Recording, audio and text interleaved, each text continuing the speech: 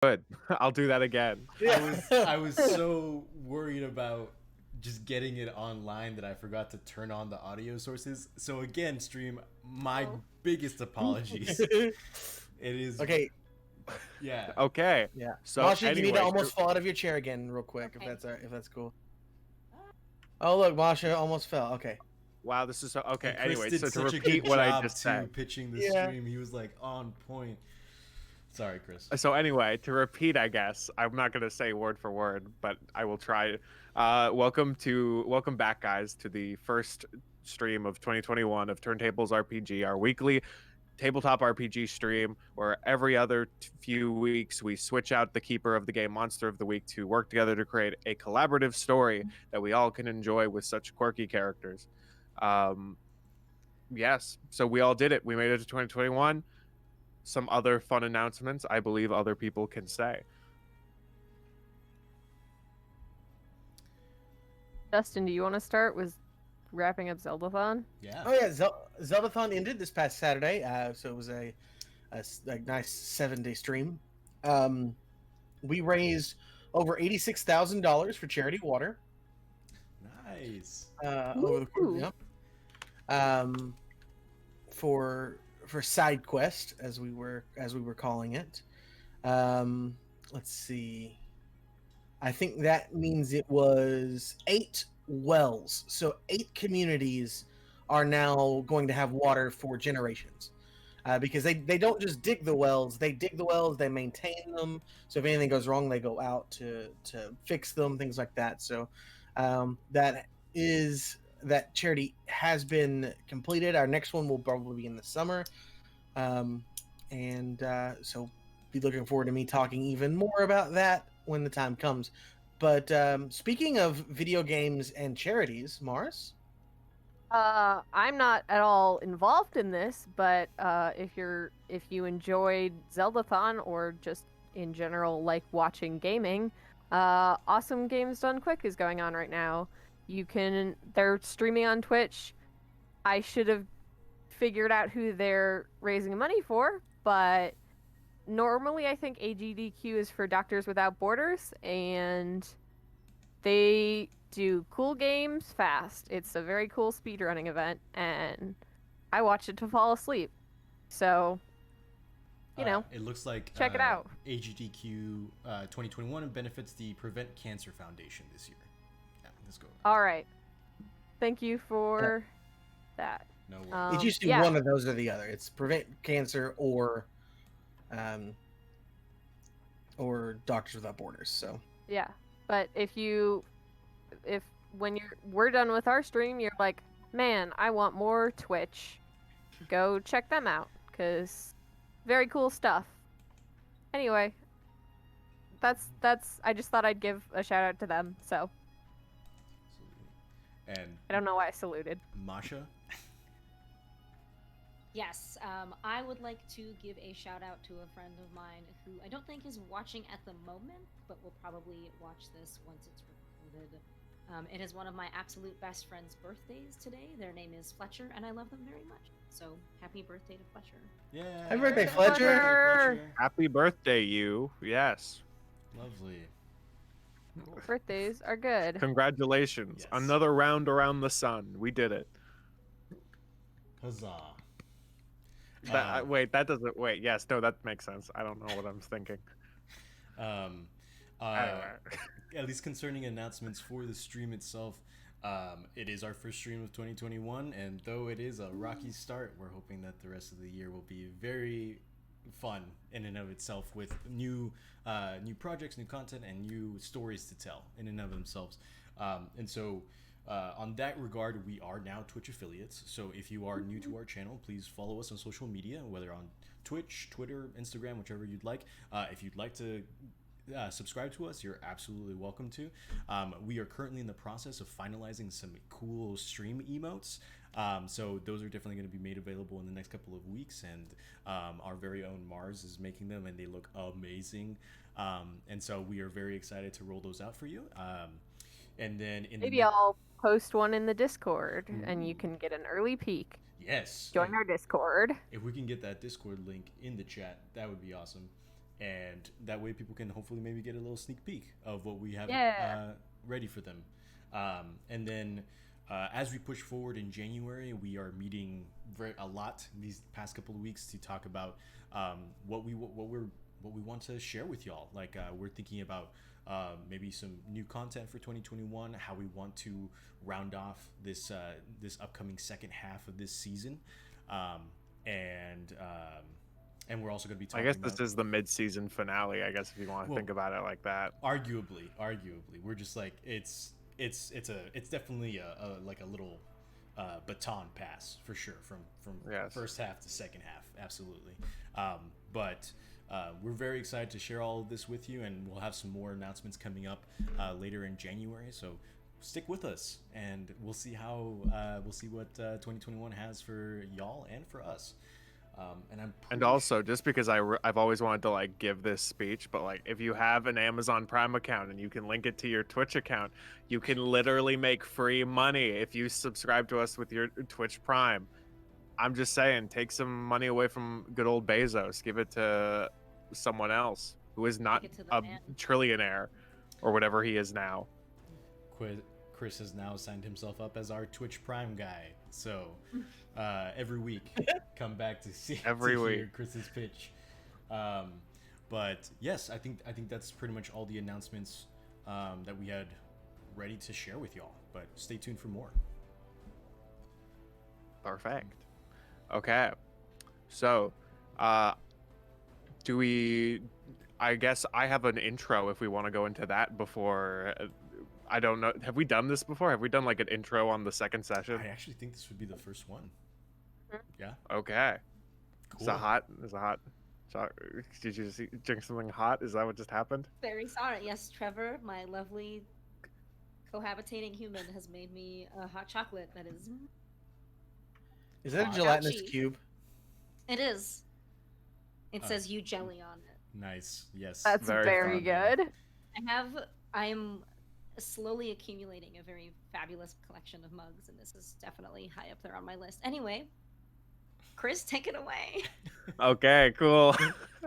Okay, so I know that we're all very much interested in what happens at the Bigfoot cave that we found our travelers in last time, but let us cut a bit to another party that is exploring the woods at this very same moment, to a group of TV personalities and a birthday magician who are now very much in a state of disarray after their female camera woman and scream specialist, Kathy Mulligan, has just now been whisked away by a big furry man.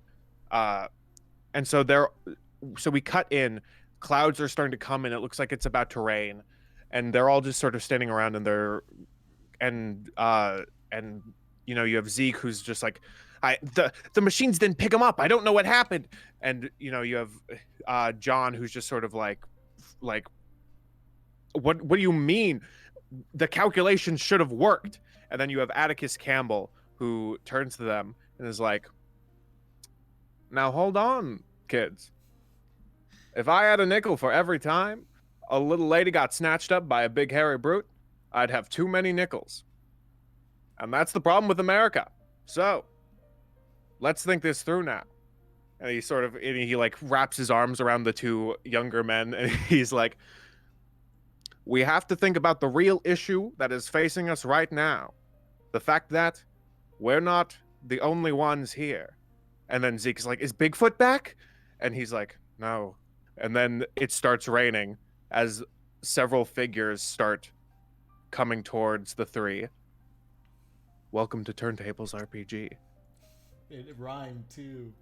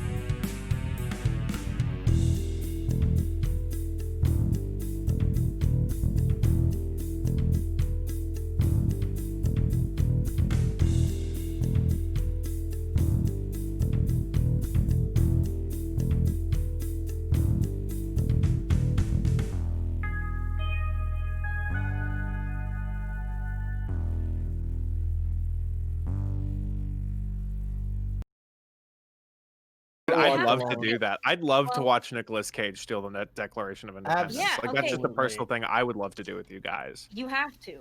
Like It's for real, a- I let's would. it's an do that. obligation. We should legitimately do this. I'm actually The very Yeah. interested. That you All right. signed for For Tables those, RPG. welcome back, specific everyone. states. Oh, hello. Oh hi. Chris has never seen National Treasure. Neither is Mars. And Neither neither have I. has Mars. We Oh, have to- we have to teach That's them. so wild to me. It's just like there's so many memes in that movie. Wow. Okay. So, I guess let's jump right into it. To cut back to the Cave of Wonders, you have all four of you are in this cave. You have a big hairy man next to you, and right as a lightning struck the ground and sort of caused a flash through the cave, the shadow of a very burly British man of Sir, and you know this man to be Sir Bartholomew Beckham, and he has his blunderbuss raised, and he says, "I knew," and he and after he says his lines about like witches and big feet, he like raises his hand and he's like, "I knew, I smelled something not right with you. Some evil magic is in your blood, and you all have cursed me. What did you do to me?" And he points to you, Anne, and he's like, "I knew you thought you could fool me by telling me you were a witch and then saying you weren't a witch. And you thought it would work. But I knew something was weird when I kept running." And he looks like his forehead's very bruised. He looks very disheveled, like he's been running into a wall repeatedly. And he's like, "What did you do to me?" I didn't do anything to you. You're here. What wall are you talking about? Is question for the keeper. Is he like? Yes. Is his blunderbuss like actively raised, or is it just like at his side right now? He's actively raised his blunderbuss towards like the general group, and like then he sort of moves into Bigfoot, like he turns to Bigfoot, and he's just like, "Finally, I have caught you after all these years, tracking you through the deepest jungles, the hottest sands, and even Antarctica at one time. I've got you." He looks very tired. He's like, he looks like he's just gone through like 2 hours straight of running into a wall. And I do it again. Anne does not say that out loud. I think I would try to soothe him to at the very least chill him out a little bit. Okay, And okay.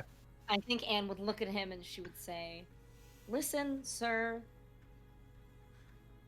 why don't we just talk this out as friends?" Okay. Uh, I think Atticus Campbell, or not Atticus Campbell.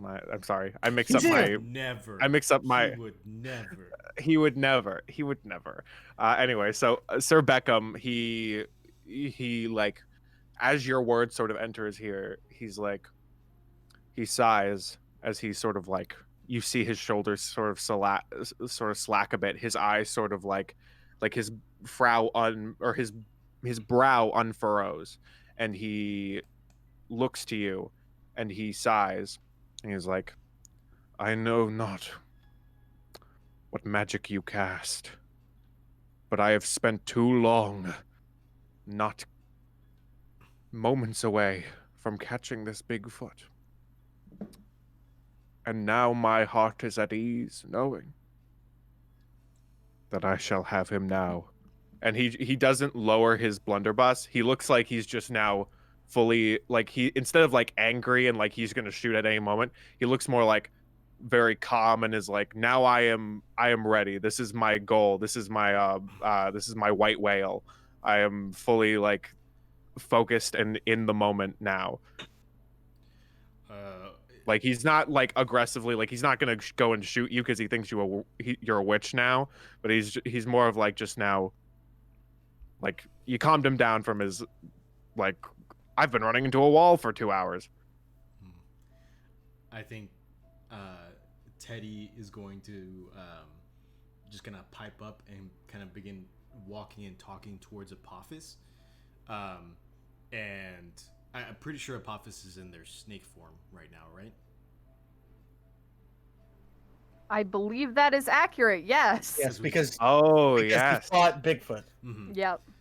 So okay, so yeah, Sir Beckham would be like, probably would notice Apophis and be like, okay, this got a little more complicated.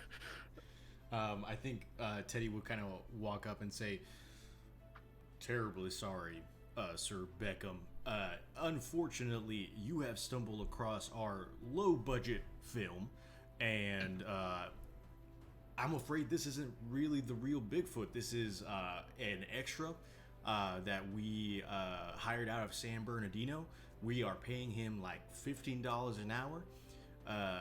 Here, I'll prove it to you." And I walk over to Pennies, man. I know. I walk over to Apophis, and I would like to use either engineering or weird science to tweak the hollow cloak to make Apophis look like Bigfoot, and basically convince Sir Beckham that this is not the real Bigfoot. Okay. I believe, yeah, I will allow you to, yes, do that. Yes, roll weird. Correct? Yes. Yes. Okay. Oh well. So you want me to do weird science? Yes, weird science. Okay, so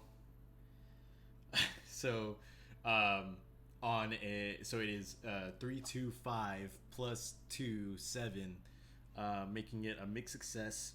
So on that mixed success, I pick a requirement, and then the keeper picks another requirement of weird science. So it needs a Okay. rare and or weird material. It won't be very reliable. It requires huge amounts of power or fuel. It will take a long time to get it working. It won't work exactly as intended, and you'll need help beyond the hunters on your team to finish it. I will say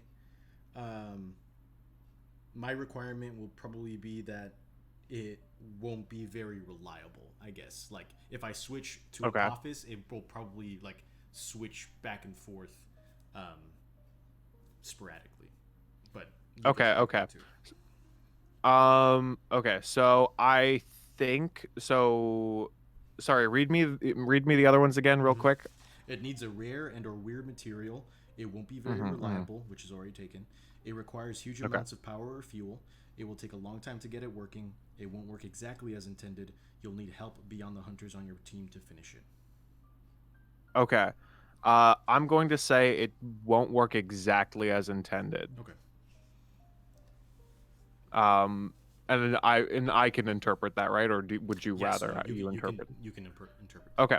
So I'm going to say that as you're like trying to, as you're like doing that, it's not going to work exactly as intended, and by that I mean it's going to sort of just like every now and then, like as it's flicking, like you're trying to get Bigfoot, but it's just sort of, like every now and then it's just like a normal monkey.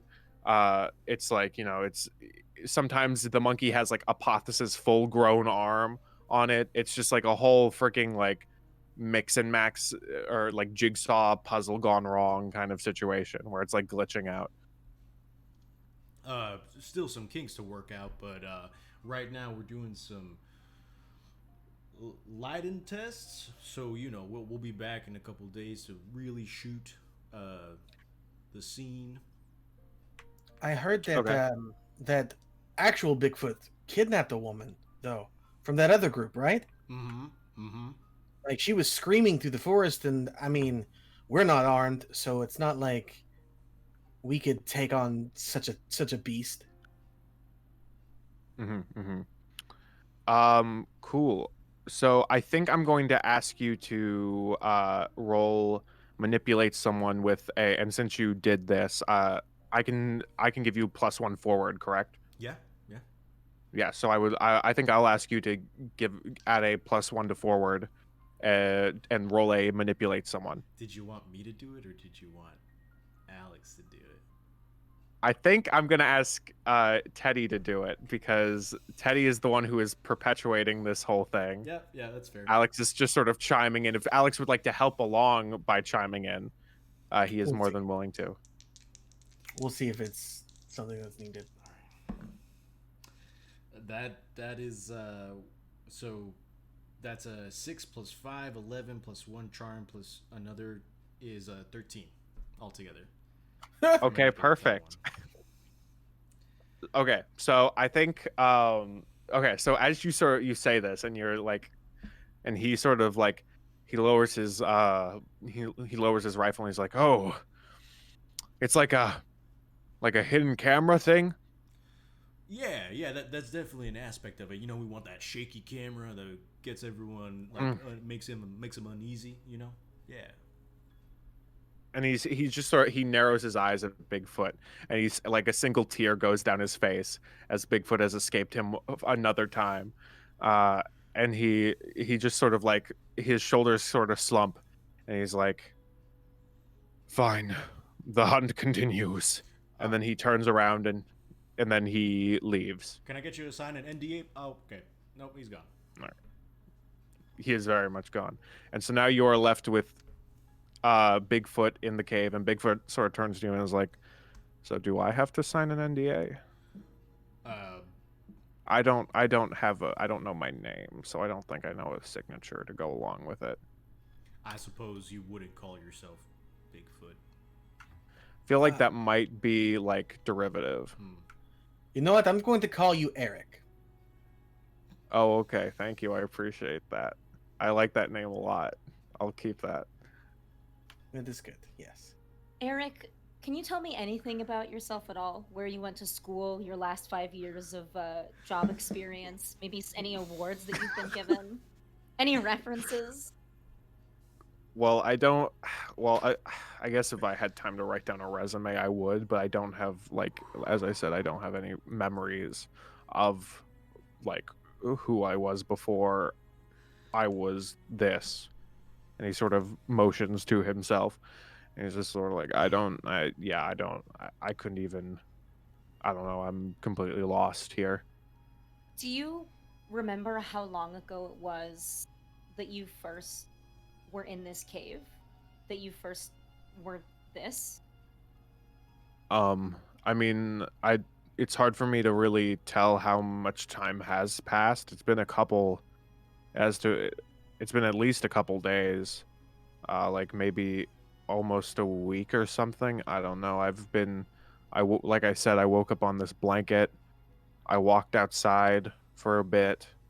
There was a bunch of people chasing me, and then I ran into this campsite full of people, and I was trying to get them to run away because I think something was telling me there was a lot of danger. I don't know what that was about.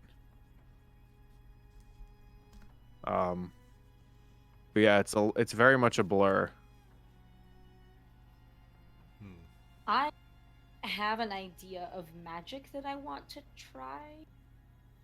Okay. And let me pitch this to you.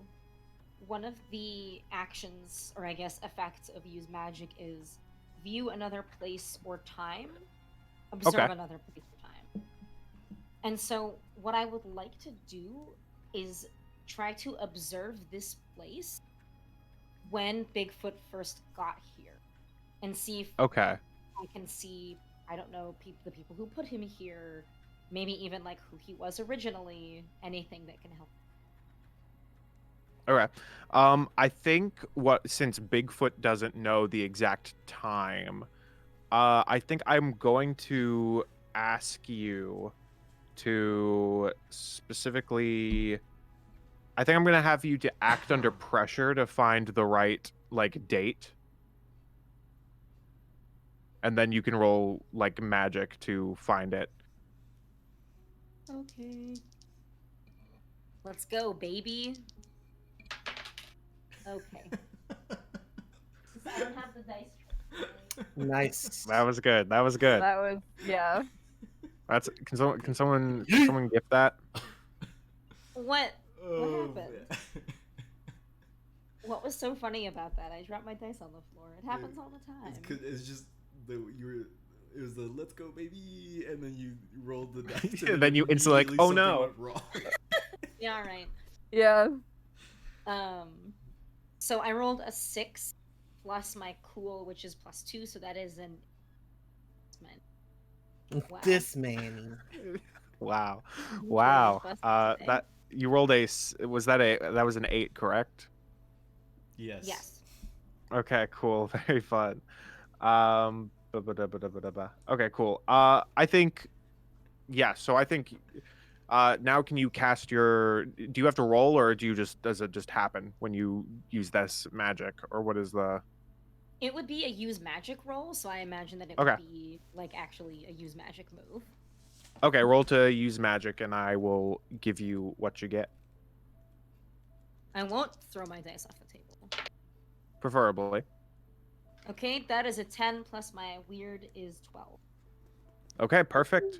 So you're kind of like, okay, let's kind of get like some residual, like what is this Bigfoot talking about? What is Eric talking about? And so you like spread out your magic into the room and sort of your mind goes elsewhere and you see sort of everyone else around you sort of fade away as you view this place in a different time. And you open your mind to a Bigfoot lying there on the blanket. You see like as like he's lying there, he's on the blanket. It's like sun is rising out, sun fills the cave. The sun hits his eyes and he sort of stumbles and he wakes up and he looks around and he looks down at his hands and he just starts like and he looks around scared. And then he tumbles around and then he stands up quickly. And you notice that like he kicks a piece of paper under his blanket as he runs out of the cave.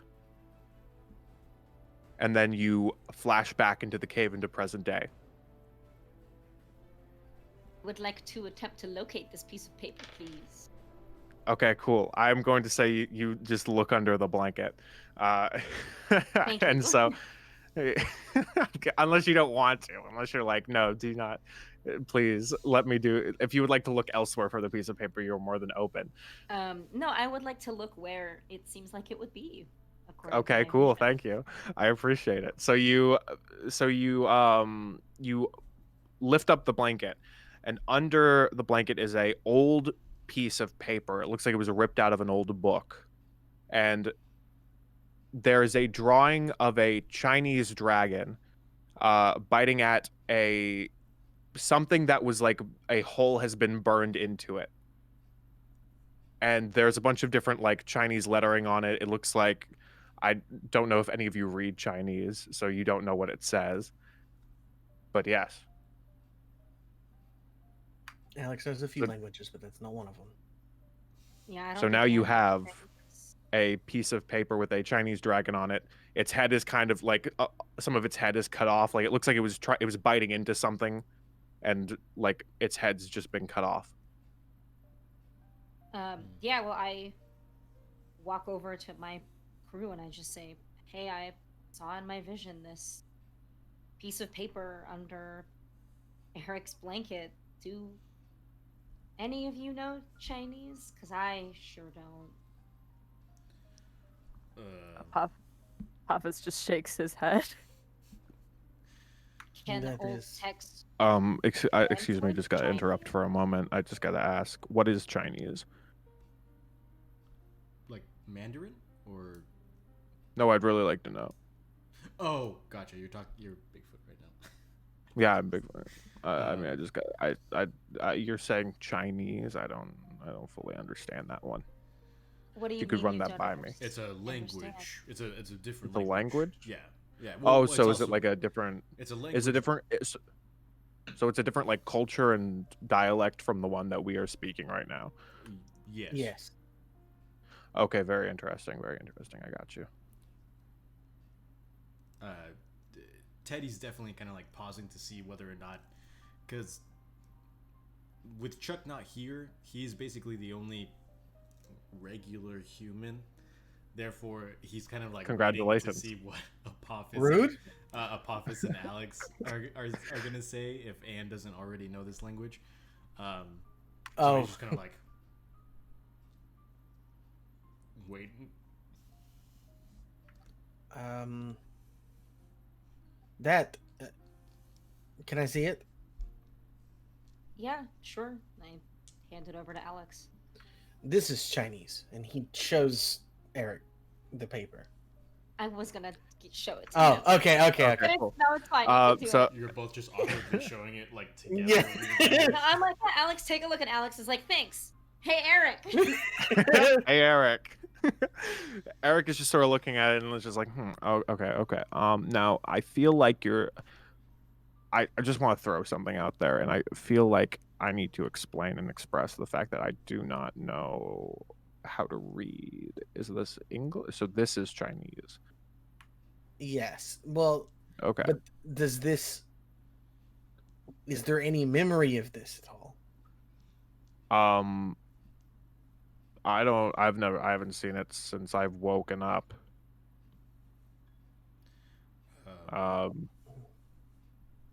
Looks like a lizard or something on the paper.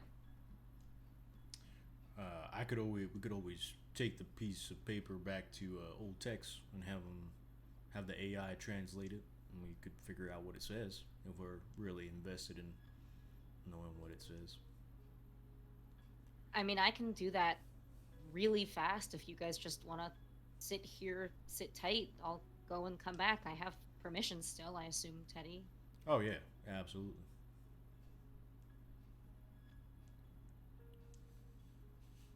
Sorry, I just read the meme in the other Discord. But I think, I mean, I think we should probably figure out what this piece of paper says, just because as of right now, we don't really have any other avenues to explore. Mr. Eric. Thank you. That is my name now. Yeah, absolutely. Do you feel like You are welcome, cowboy.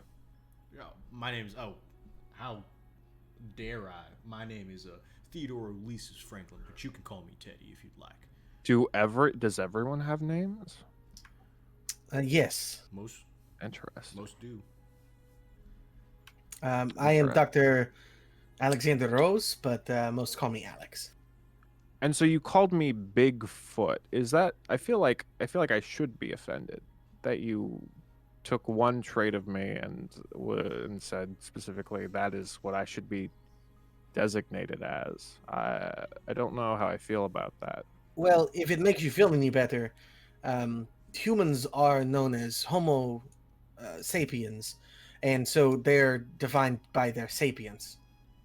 And so technically that is still okay. one. Very interesting. Okay. And arguably, we didn't know that your name was Eric, so... Well, I didn't either. They gave it to me, and he points to Anne. Oh, so canonically, Anne has given Bigfoot the name Eric. Yes, right. No, it was Alex. It was Alex. Sorry. No, Anne's fault. Absolutely. It's Anne's fault. Absolutely. No, he points to Alex. Sorry, I apologize. I just assume it's always it's something Masha has done. No, he gestures to Alex and he's like, I'm pretty sure it's what they have given that they gave me. I mean, if you like Eric, we can call you Eric, but up until this it is point, the only thing that has ever been presented to me, and so I feel like that, and it just feels right. I mean, sure, then we'll stick with Eric. Okay, thank you, cowboy. I mean, I just told you my name, so I guess it's kind of hurtful. Did you? Just didn't. Yeah, I just told you my name. Teddy. Oh, sorry. I was talking about how you guys were talking about how big my feet were. Seems a little weird that you guys were into that. I wear, but that's fine. I mean, tit for well, tat. in all, well, I mean, You guys called me Bigfoot first. Okay. Eric, are you familiar with the concept of a Bigfoot? Like the Well, I cryptid? mean, I have two of them, and I guess compared no. to yours, they're pretty No, big. I get that, but are you familiar with like Bigfoot as a concept, like Pacific Northwest, big hairy guy, decades and decades of sightings? Well, I mean, I know for a fact that I have 2 feet, and that they are much bigger than yours. That's Okay. pretty much all I've got from this conversation. Well, to And it's crazy because like the only people I've met like scream Bigfoot and run away, and it feels kind of hurtful. well, Trust me, I understand the feeling. Your feet look pretty normal. Yeah, it's less feet and more teeth for me, but You should see a dentist. hot question mark. What? all right, Ann, What? sure. It's more teeth and less feet for me. It's What? What? I'll tell you when you're older. What? Oh, I'm sorry. Chris is the one who just won't let the feet go. No. Hold on, guys. Hold on. I didn't say it. Alex said it. Okay, God. Teddy's gonna look over at Anne and say, "Do you want Please. to go ahead and port over to old text and get that translated?" Yep. Sounds Anne's gonna go by herself. She's just gonna angel wings over to Old Text with a piece of paper. Oh, okay, cool. So as you appear into Big Text, the lights are off. Chuck is sleeping in a sort of closed off area that's been constructed by Old Tex. You're in the train.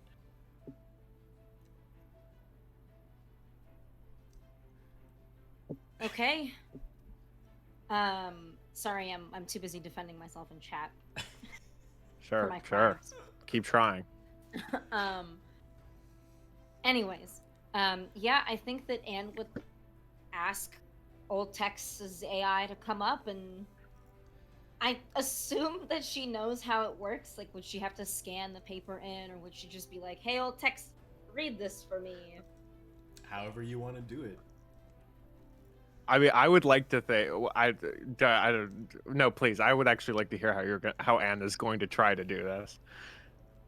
I think that Anne would probably talk to, like, the AI has like a physical form, right? That's supposed to be like It's like a similar hologram. to Big Tex. What's his name? You got it. Terrifying. Yes. The big text, Okay. the cowboy from the Texas State Fair.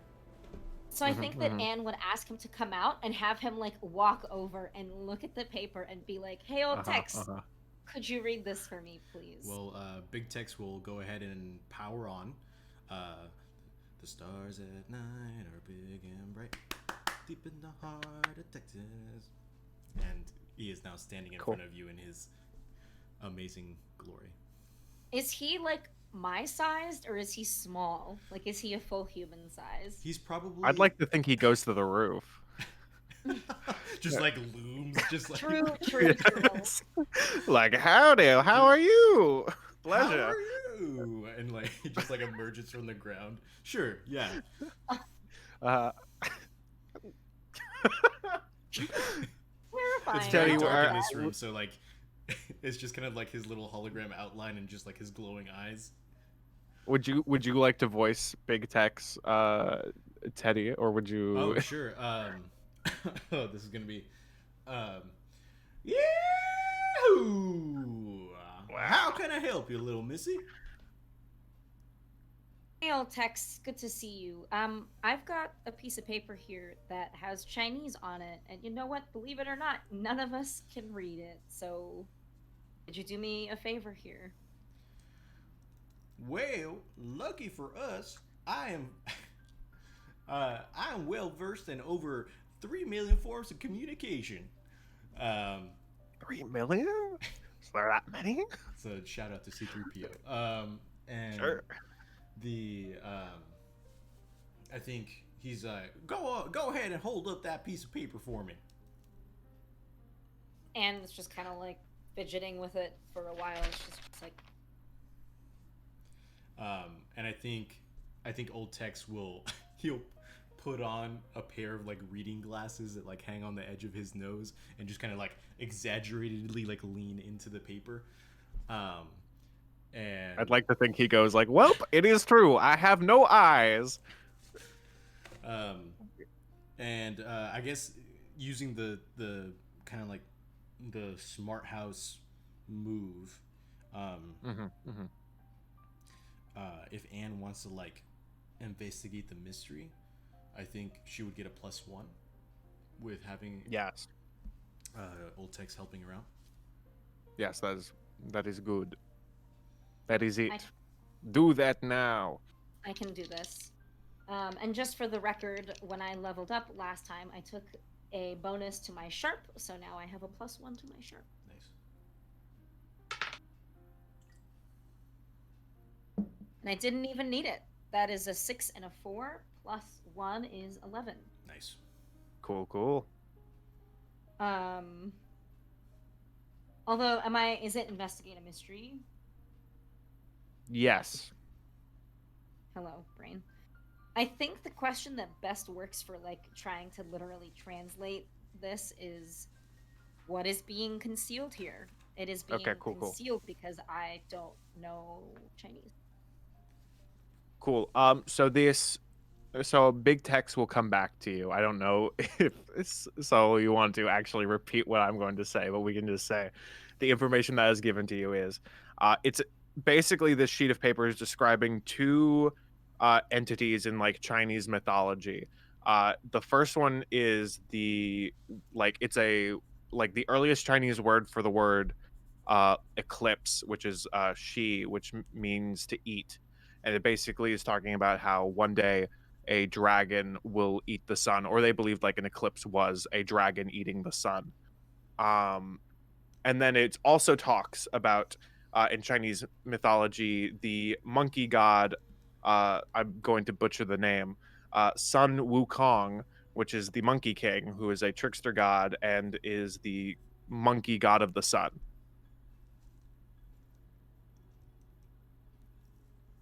Basically talks like from what you can you can assume what's going on here is, and like maybe Big Tex like pulls up like the original art that's being depicted on this page of like a dragon biting into a sun which contains a monkey.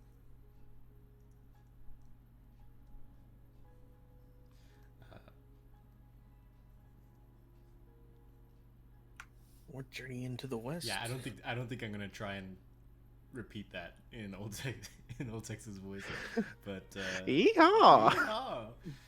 Chinese. Sun Wukong.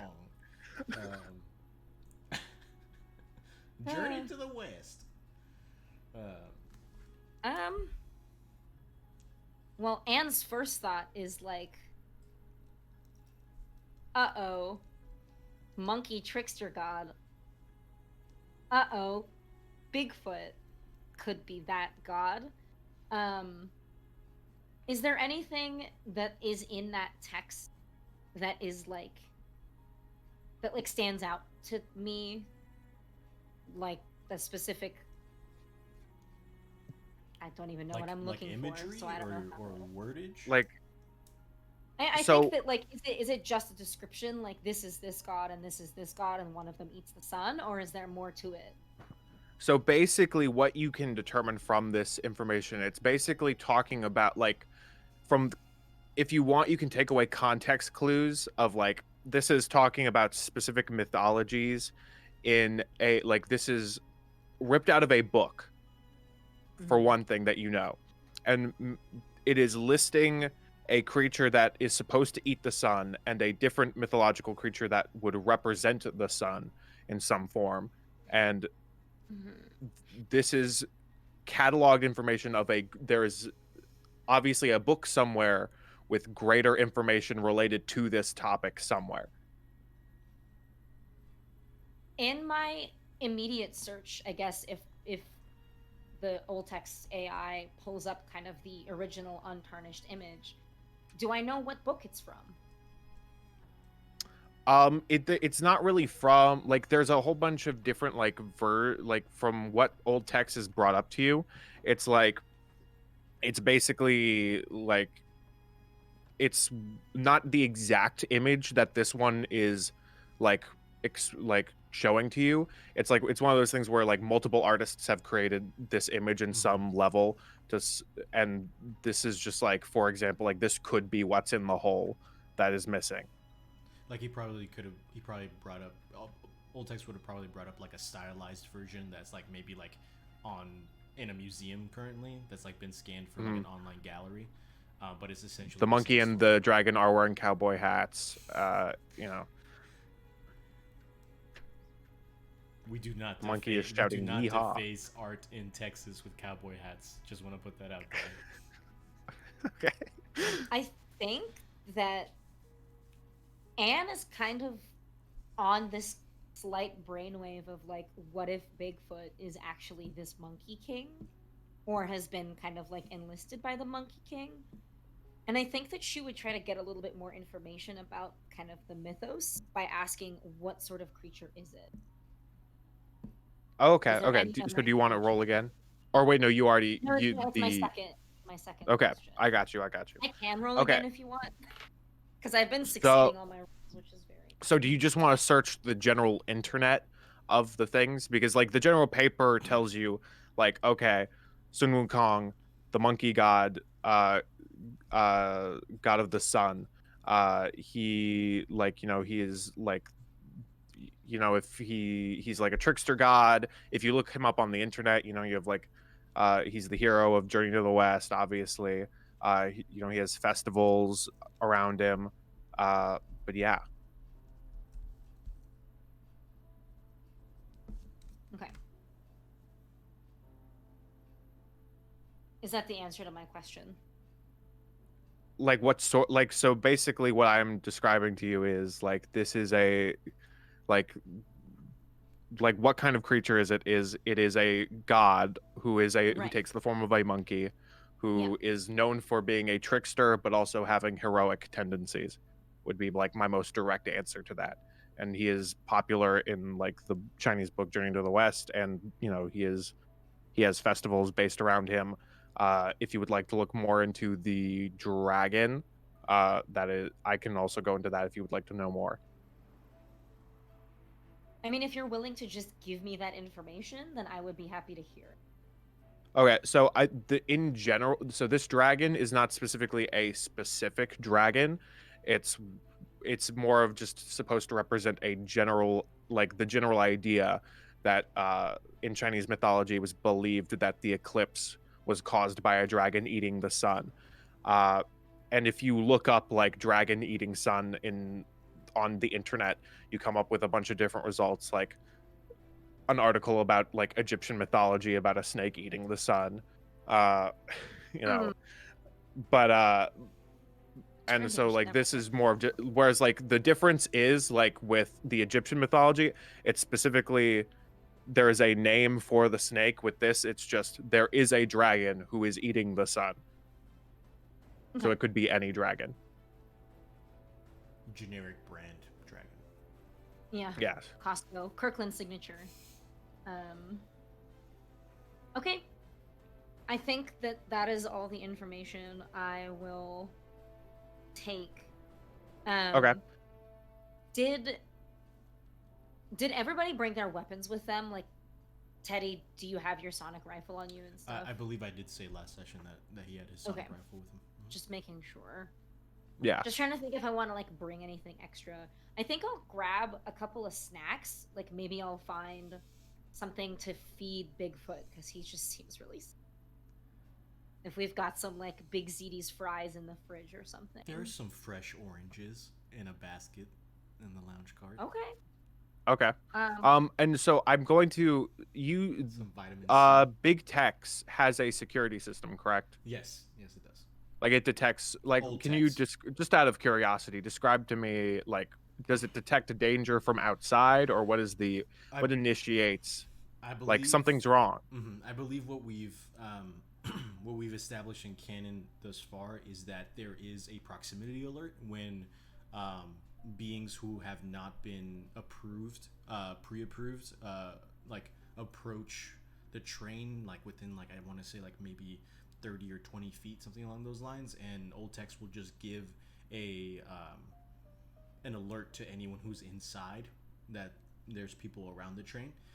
That's just a proximity alert. I don't think we've ever actually like talked about what happens if someone tries to get into the train without permission.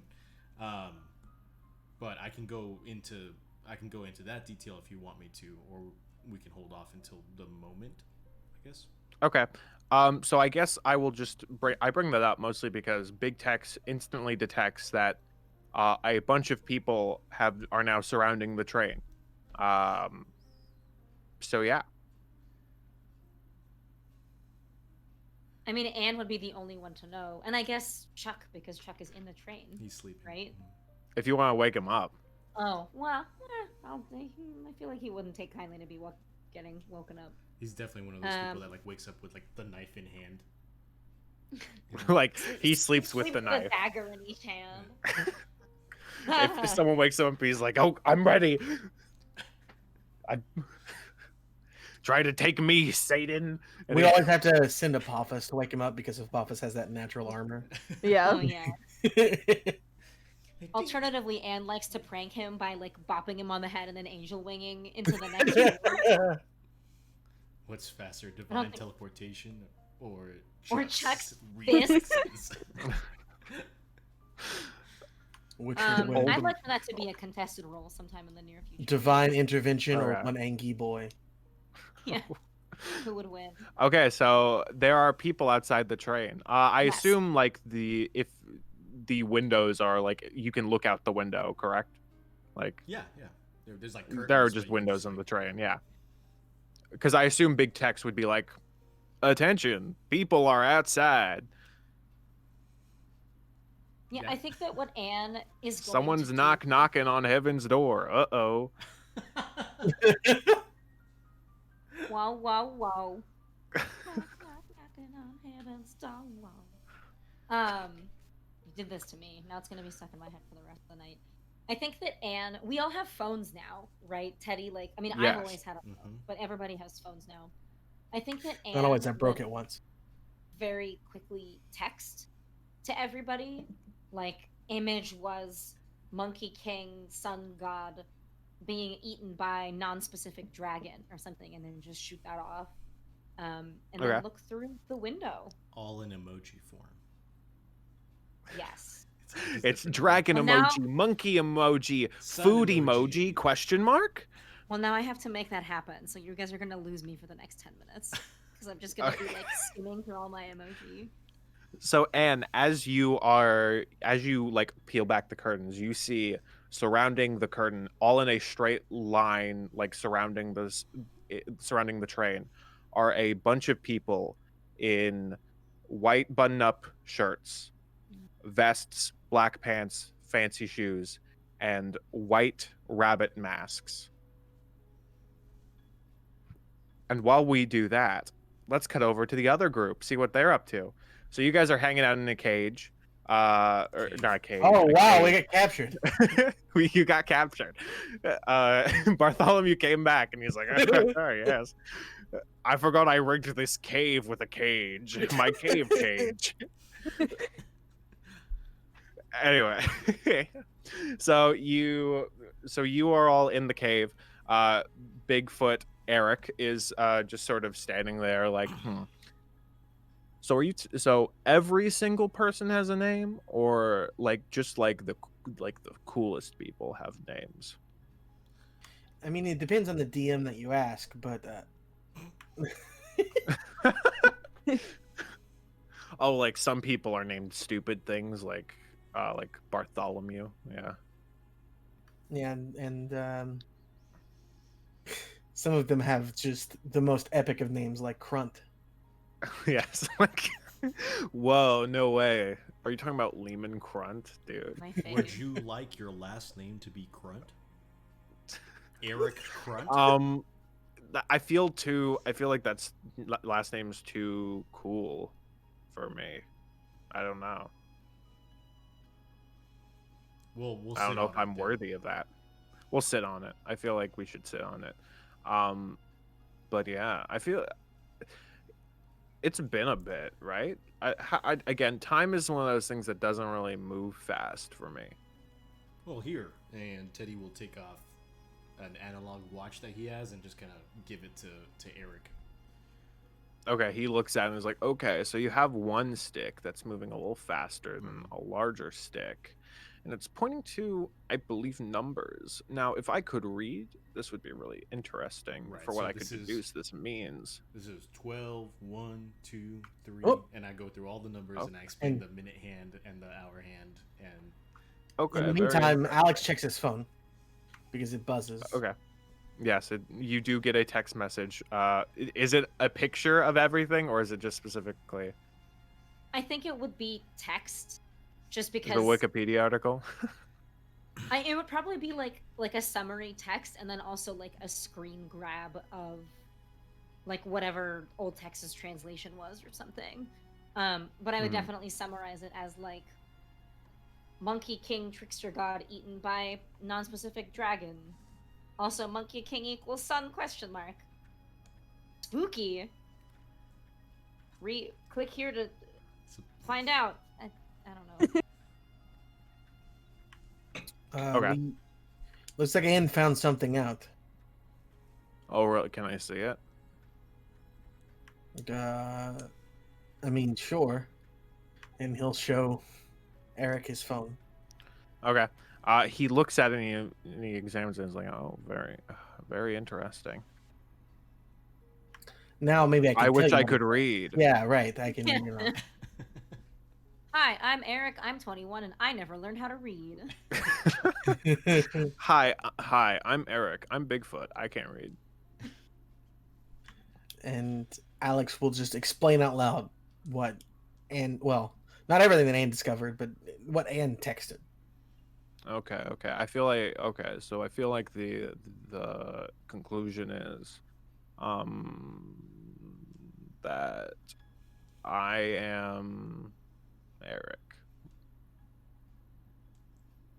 I mean, yes, you are Eric, but I mean, listen, I don't want to draw parallels to our other friend here, but I mean, a snake shape eating the sun is a little on the nose, don't you? Do you think it, Teddy? I mean, it's definitely too close to home for it to be a coincidence. There's not really any way that we can really test anything in our current circumstances, other than So do you want like the snake to bite me? I don't. No, Am but- I like the monkey or what is? I don't have a tail. how do you feel about would- tricks? How do I feel about tricks? They're for kids. I Hmm. don't even. This man has only been educated with meme culture. What have we I have done? also never. Also, what is a kid? I'd like to meet one. Teddy's gonna pull up the one specific vine of the man walking with his croissant and his friend scaring him, and then him being like, "Ah, stop! You almost made me drop my croissant." And then trying to see if there's like a glint of humor in the Eric's eyes of like being like, haha, trick or something. Yeah. I think I get it. This guy, he has a little pastry called a croissant, and he almost drops it because the other friend has scared him and spooked him in a dramatic and surprising fashion. And he is almost, and in his fear, the friend with a croissant almost drops it, and therefore he reacts in a somewhat angry but also silly manner, unfit of what you would expect of a man dressed in that manner would do. Comedy is derived from it. Very funny. Did you enjoy that? I find I think there's some good stuff here. I feel like it's very funny. Honestly, I have not laughed this hard. Doc, I think he's the Monkey King.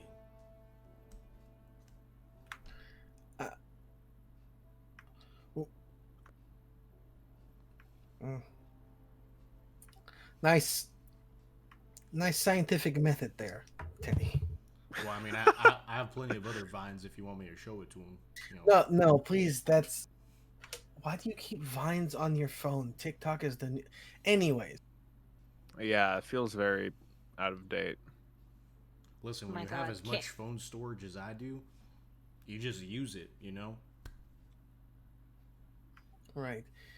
Why didn't Anne just come back and tell us that herself, I wonder?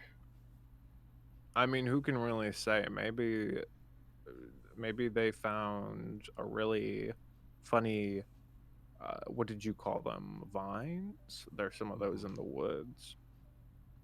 Well, technically, they're also saved onto Apophis's iPad. So, Apophis, if you want to sit down and share it, Okay. with Eric while we figure out what's going on with Anne. Now, hang on, just okay. Can we stop? Let's pause. Put pause on the iPad situation. Let's not. Can we unpack Sun Wukong for a second? Is that Oh my God. is that So something? Sorry, snake person. I can't show Eric the vines then, or should I just wait on it? Because I also enjoyed the video where the man dropped his pastry. So if See, this guy gets it. Yeah. or the one with the little kid with the knife. That's a good one. Oh wow, that sounds very funny. I wish I knew what a child was. I can't say that I have seen that particular one, mostly Oh. because I got on the internet approximately. You gave me this phone today, I believe. So, I will have to check that one out. Thank you, Teddy. I do my best. Yeah. As to what Alex was speaking about beforehand, I mean, I guess Eric, does the name Sun Wukong, does that ring any bells for you? Eric. Oh, I mean, just from like general like mythology standpoint, no idea. I only just learned about China like a few days ago. I don't know.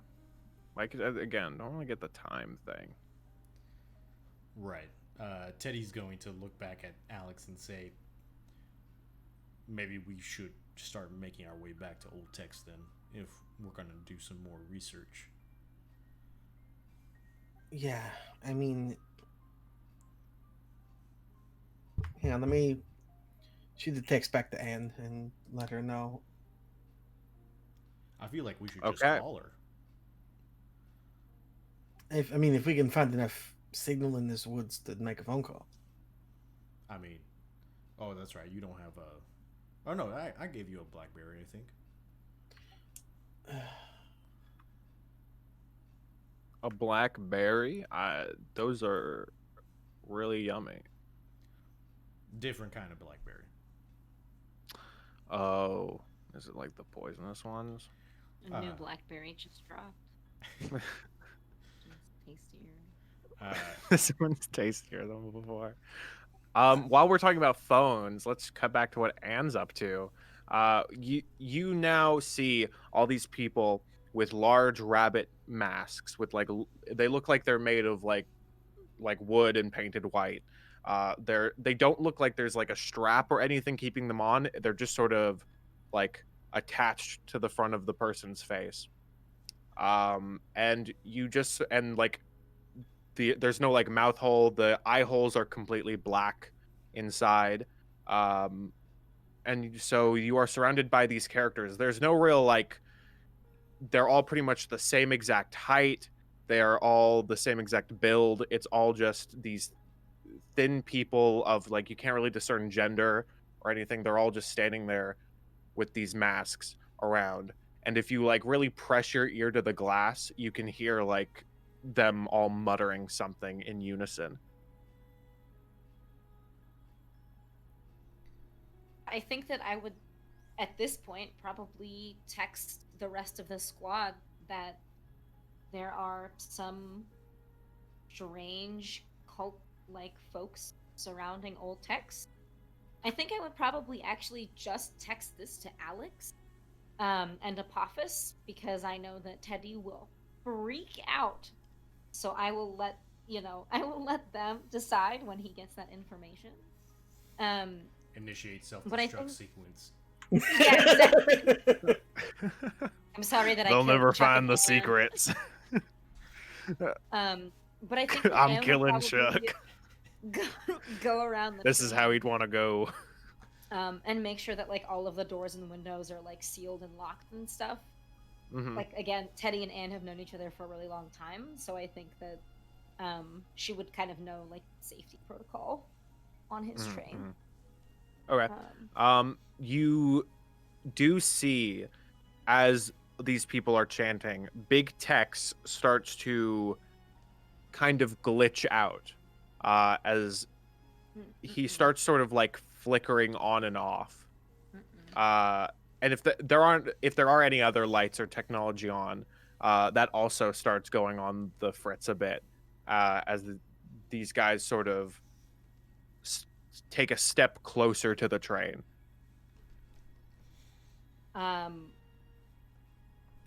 Shit. I'm gonna check my phone and see if my text went through.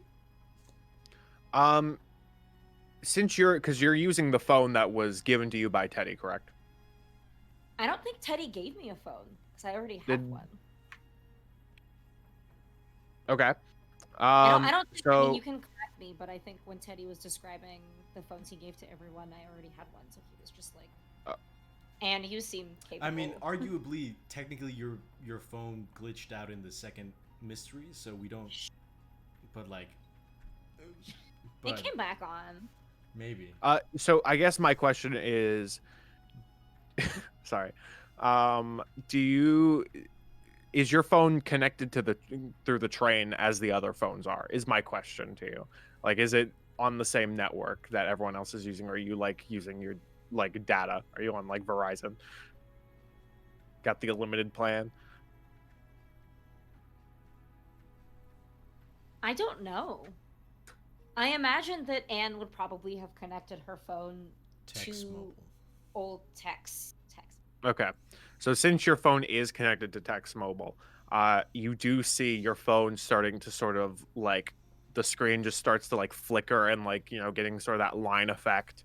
And as it's sort of like, you know, it's connected to this system, and it's sort of, as someone who is, you know, somewhat like familiar with magic, you use magic yourself, you feel the inherent like potent cloud or essence of aura that like is being produced by these people and is sort of engulfing the train. I hope all of you love something so much in the future and you let me play with it as I have let you play with old Tex. I appreciate how much you let happen. Raised his eyebrows. I will say, just to quickly cut over to what the other gang is doing, anyone else's phones, or sadly Apophis' iPad, is also starting to kind of freak out. Oh no, not the vines.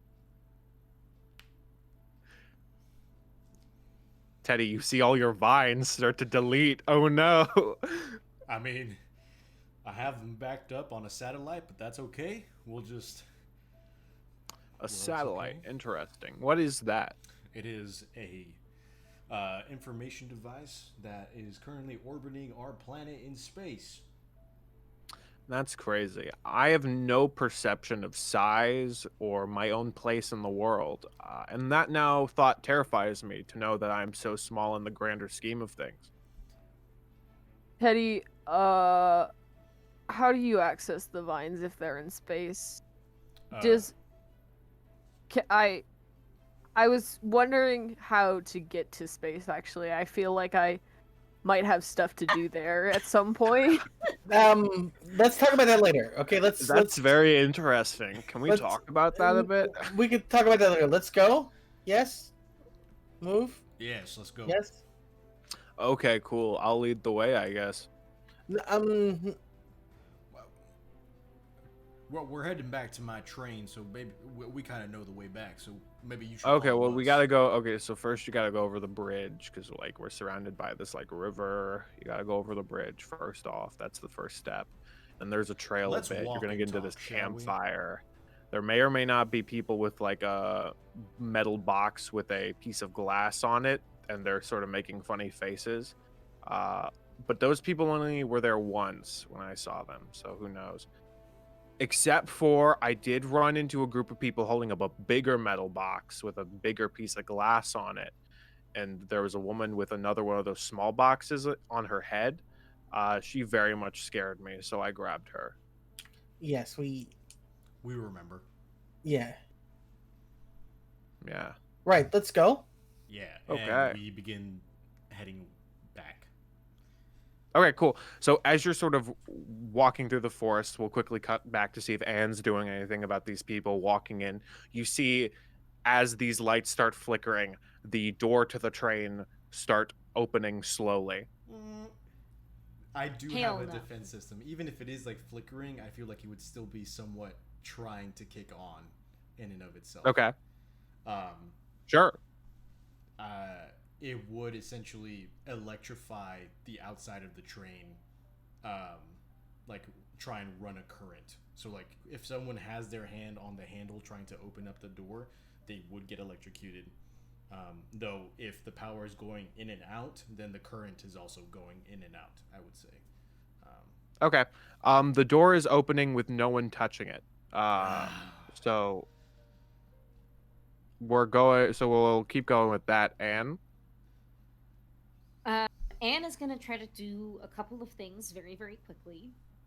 I think that she is going to try to grab the books of the evening, both the real one and the fake one that we've picked up.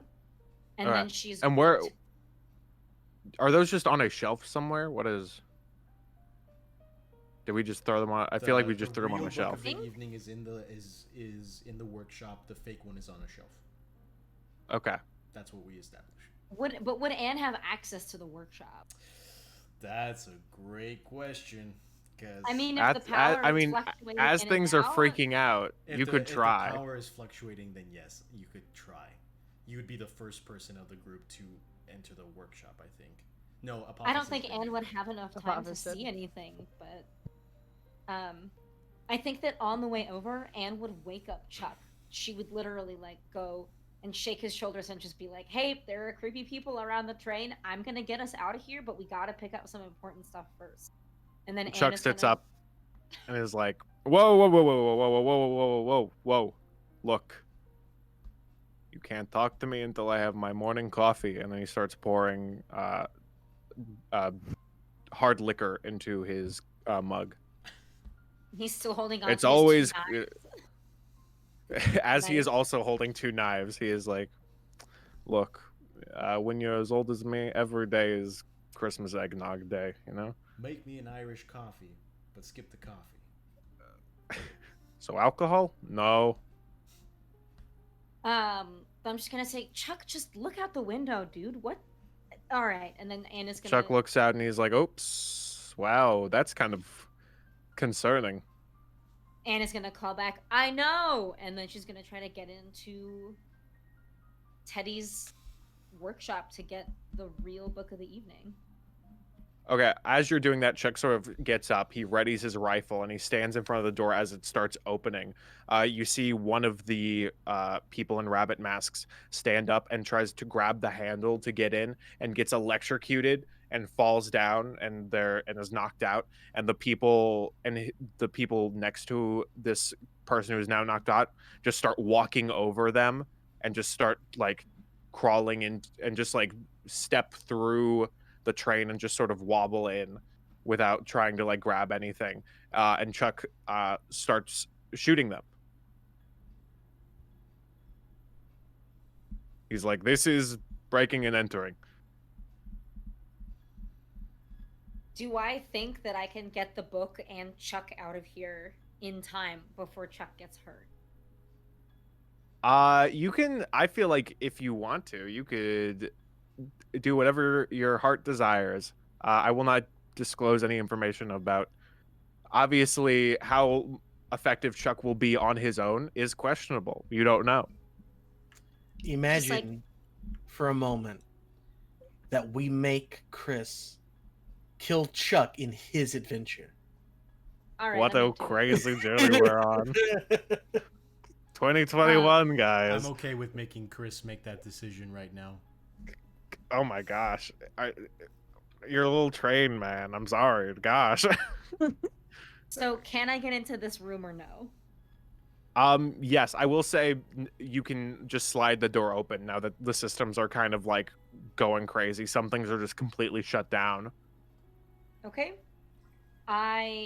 Is this even worth grabbing? I feel like there are numerous copies. But anyway, I'm going to grab the Book of the Evening. I am going to grab, if I can see him, our little, like, bird that yells Latin, because I love him and I made him in my mystery, and I just think he's really cute. What is and the I'm deal gonna- with this bird? He keeps, like, saying things to me, and I don't think it's English. It's not. It's not English. I feel like I have not... Isn't that like, yeah. Yes, it's Monty Python. Wow. See, I went to a school where there was only one song that was sung in Latin, and so every time I hear Latin, I'm like, ah, yes, laudate Dominum. Okay, so I'm going to ask you to act under pressure to Okay. grab the Book of the Evening. Okay. Yes, and I think, you know, if Is we it just put, like a- sitting in the workshop somewhere, or is it like locked up, or No, what is is Is it it? still being It would have been. scanned? It was still being scanned, so it would have been just Okay. like sat on one of the work desks underneath the scanner. Okay. So I think that what I'm going to try to do, and maybe you'll spare me and this can be a single roll, is that Anne is going to try to get the Book of the Evening, get the bird, close this door back up, put a hand on Chuck's shoulder, and then angel wings both of them out of here. Okay, cool. Ideally to, like, the rest of the squad. Okay, so act under pressure to quickly grab the book and then get to Chuck, and then roll to angel wings out of there.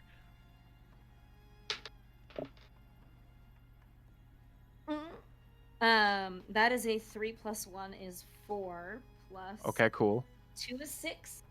So that, Okay, cool. my friend, is a failure. I knew this Perfect. was too good to be true. Okay, so you grab the book, and just as you get to the door, you see like up the pile of bodies that Chuck has created at the door as all of a sudden, like, you see the people who have like been shot and have sort of fallen down, like, turn their head to you the second you grab the book, and they reach out to you for the book. And as one of them comes in and sort of grabs Chuck's gun and holds it up and just sort of like grabs him down, and more people come to like just strangle Chuck to the ground. And so Chuck's on the floor like Actually, they're actually strangling him. they're like, yes, they're holding him down. And right now, someone is like reaching out for the book from me. A bunch of the people who should be dead because they've been shot full of holes are reaching out the book for you. It seems that they are offering you a trade. Fuck that. Anne knows Chuck well enough to angel wings directly next to him, and she's gonna put a hand on his shoulder and try to angel wings them the fuck out of there. Or can I Okay, not do cool. that? Because that's like technically the same thing. I'm gonna say I'll let you roll to try to angel wings, just because I Okay. know how good you are at that. Why Like, would you say it to like angel that? wings away with Chuck, because that's That's an important distinction. Am I taking him with me? yeah. Well, that's what we'll see. So at first, because you don't have to roll if it's a gesture to you, I'm okay with letting you just angel wings to Chuck. The question then is, will you be able to take him with you?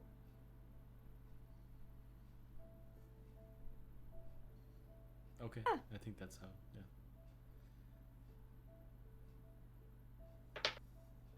Yeah. No, Masha. No, Masha. Oh no, we'll be okay. Okay. Oh no, we won't. Okay. Oh, no. That's again a 3 + 1 + 2, so It's a 6. So those are so just so you know, Ah. make sure you're adding the experience points. Anne's getting retired in like True. 2 episodes. Absolutely. And is there any specific text of what goes wrong? There is not. It's just you so fail. As, Okay. as keeper, you get to take whatever hard move you want at me. As a reminder, when I failed Angel Wings enough times in Dustin's Mystery, he teleported a cop car on top of Apophis. So that's Okay. been done. Don't do it again. That's what I'm saying. So you see one of the people masked as a rabbit grab the book as you activate your angel wings, and you disappear. And where are you trying to go? Who are you trying to go to? Like in the group, Yes. I would be going to, I think, Apophis. Okay, cool. So cut back to the rest of the group. You guys are walking through the forest. You guys have just gotten to a bridge with a very powerful like river flowing below it. It's raining on top of your heads. You see Anne appear with the Book of the Evening in her hands, and a man in a black vest, white button-up shirt, black pants, and a rabbit mask with hollowed black eyes holding onto the book as well. Apophis disappears right in front of you. Apophis does not just is. I feel like Apophis is kind of used to and just popping in and out of existence at this point, and is more focused on like getting to the train because he's like, oh yeah, that's where Anne is. But wait, there's Anne. And more. I think that Anne would be like, oh god, Chuck, are you okay? And then look over and realize it's not Chuck and just say, fuck, like as loud as she could. And then just be like, Apophis, Teddy, Alex, this is, fuck, and then the guy who you have teleported with you sort of raises his hand up and shoots magical energy at you, Anne, and deals 2 harm to you. Ouch. Does this ignore armor? Yes. Ouch. I think Teddy would raise up his sonic rifle and have it primed and ready at the rabbit guy and say, "Hold on there, Sonny. Let's not do anything too hasty now." Okay. So after he sort of he hears that, he holds back and he holds up his hands, and he lets go of the book, and he's just sitting there with his hands up. All right. And grab the book. I'll try to grab the book away from him. And Well, yes, you have the book in your hands. yeah, that's what I thought. I have the book. Yes. Where's Chuck?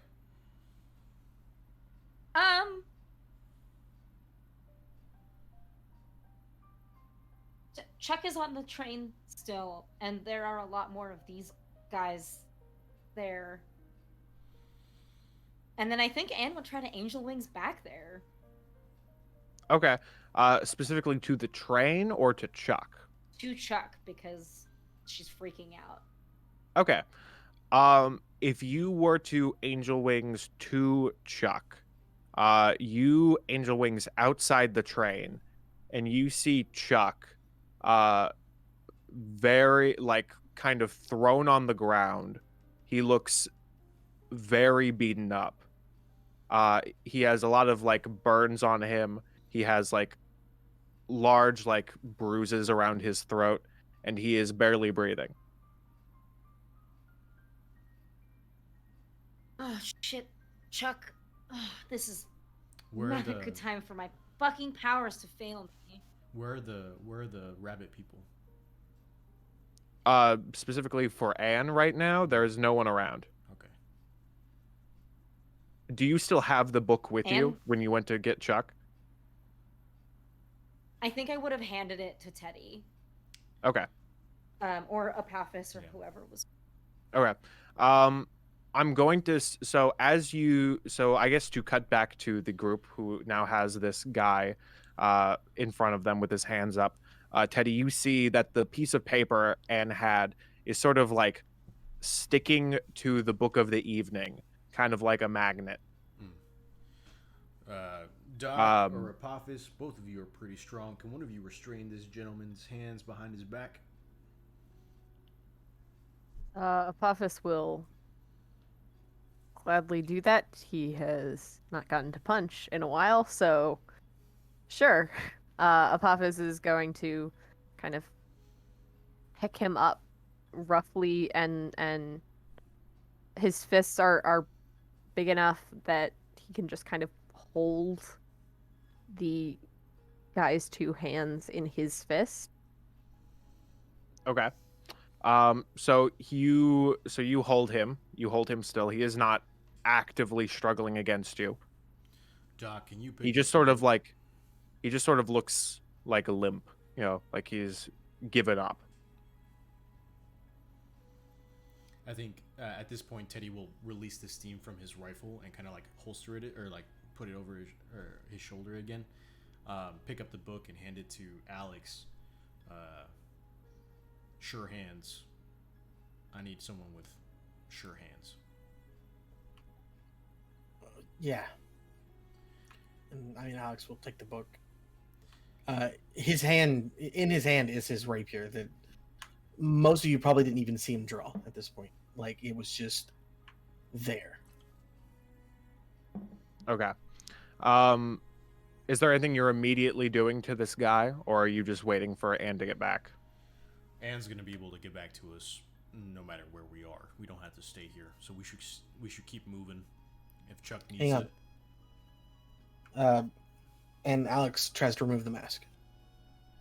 Okay, cool. I'm going to have you act under pressure. All right.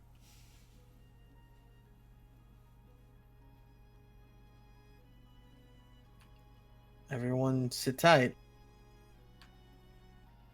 Because It's tight. in the world's first, I failed a roll. That's 5. Okay. And take your experience. As you touch the mask, you get a shock full of electricity, taking 1 harm. And he just sort of sits there. He doesn't even react as you touch it. You just feel like a little shock of magical energy go through your body as you try to pry away this mask. Alex sizzles slightly, but doesn't seem phased. Okay. You see, coming out of the woods to the other side of the bridge, Atticus Campbell walks out of the woods. His coat is gone. He looks very like ripped up, like his clothes are ripped. He looks bruised. His hat's gone. He's like clutching onto his pin in his hand, and he just walks up and he like limps to the other side of the bridge, and he calls over through the rain. Hello. Excuse me. You seem to have come across the issue.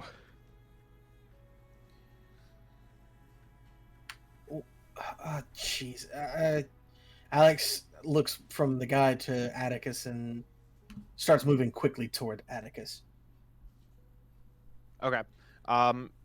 Atticus sort of leans against the rope bridge and just sort of like limps over it. It's very creaky.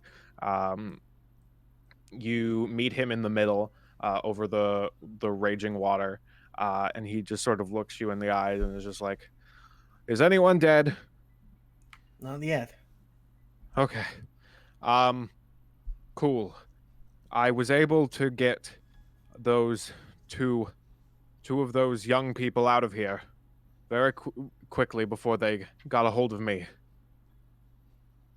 Alex will kind of let him lean onto him and try and get him across the bridge so he's not gonna collapse right in the middle of it. Okay, okay. So you help him across the bridge and set him down. And he's sort of like panting and he wipes like some like his hair soaked from the rain that's pouring down on all of you. And he just coughs a bit and he glances up at the guy being held by Apothis and he just sighs and shakes his head. What do you know about them, Mr. Campbell? Um, I don't know specifics exactly what they want. Um, but they, if I had to guess, they had to. I'd hate to say they are a part of my gang, if you will, my boys. Does this have something to do with that clever little uh, hat with rabbit ears pin you've got right there? Um, he like is holding on to it, and he's like, "Well, this is sort of my my focus, if you will. It's given to all members of my group for us to be able to do what we do on a regular basis. I'm sure you would find one on our friend here. Well, usually we like to proudly display it, but it seems this group here is a little less than, well, I would say less than normal, but maybe they're more normal than I think. Are these the boys you were looking for? I was told by some of my boys that some of the other boys had gotten out of hand. What's the name of your group, Mr. Campbell? I am a part of an organization called the Order of the Disappearing Rabbit. We are a group that specifically we fight monsters more on the magical side of things, whereas most general hunters, like those on the government, do a general, sweep of the place. They like to protect from all kinds. We mostly deal with the purely magical when we can. Our methods are a little different than others. My family has been a part of this organization for many years. I pride my work in what my father did to streamline what we do. Um, I don't know if I have time to go through all the details of the process of what we do. If you Do you know would like, why these members have, for lack of a better term, defected? I believe, if I had to guess, some members feel like we should. Some members were less than joyous when my father recommended some of our streamlined methods and wanted a more, uh, I guess, conservative approach to how we dealt with things, a more traditionalist.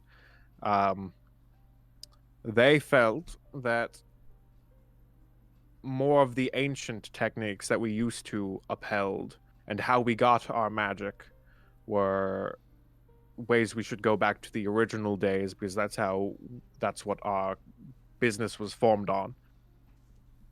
And so I don't know exactly what they are planning on doing or how they're doing that, but it looks like something to do with whatever that is, and he points to the book of the evening.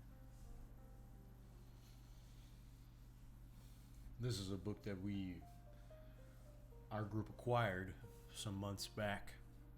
A couple young, we'll call them magicians for lack of a better term, maybe trainees, had acquired it. Not the Necronama Club. I see you are familiar with Ned Hastings and his group. They make every now and then I hear things about like, I go to parties and I hear people talking about rambunctious teenagers and what they're calling themselves. At the time, I didn't think it was anything serious. Well, their grasp of the magic was rudimentary at best, from what I've been told. But the magic's real. The book is real. It's called the Book of the Evening, and from what we know, it was Egyptian spells translated into Latin during Roman times. We've been keeping it on my train for safekeeping until we find out a way to, I don't know, guard it, hide it away, use it. We don't know.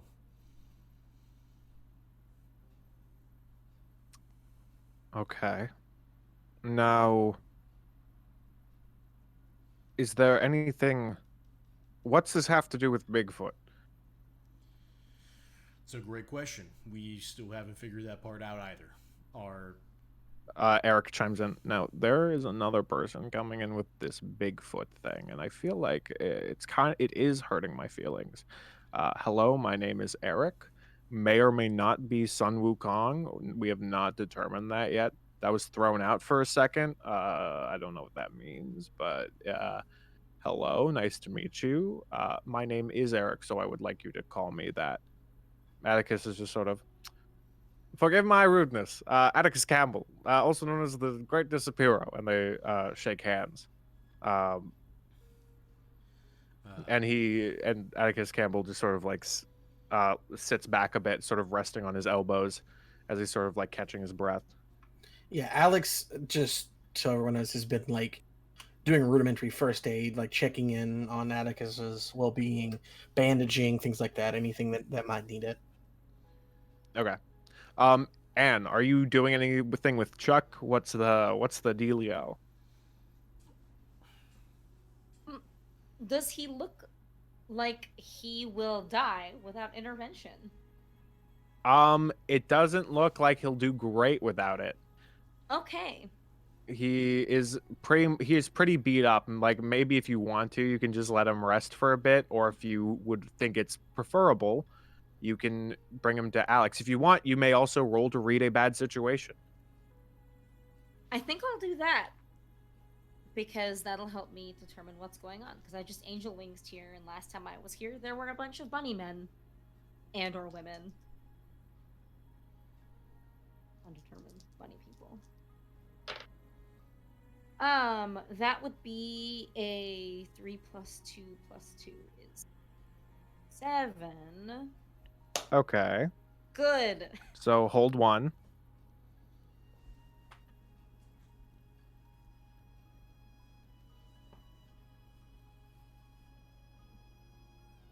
Choose wisely. I know, this is tough.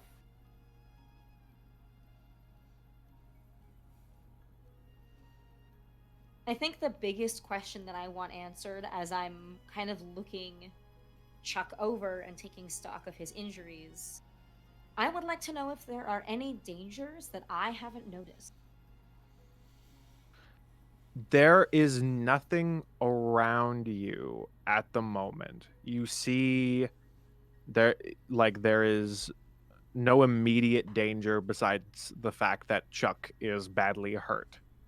Whether or not this gets worse or if it's just something he can wait till, there is actually an immense need for it, right? Like, unless you can't tell if it's something that needs immediate help or not, but the biggest danger right now in front of you is not a monster or a group of people coming to attack you. It is Chuck's health. And I can see old text from where I am, correct? Yes, you are. Chuck is laid against the tracks in front of Old Tex. Does Old Tex seem to be back online? You can see the lights are off. It's you would have to go in to check. Okay.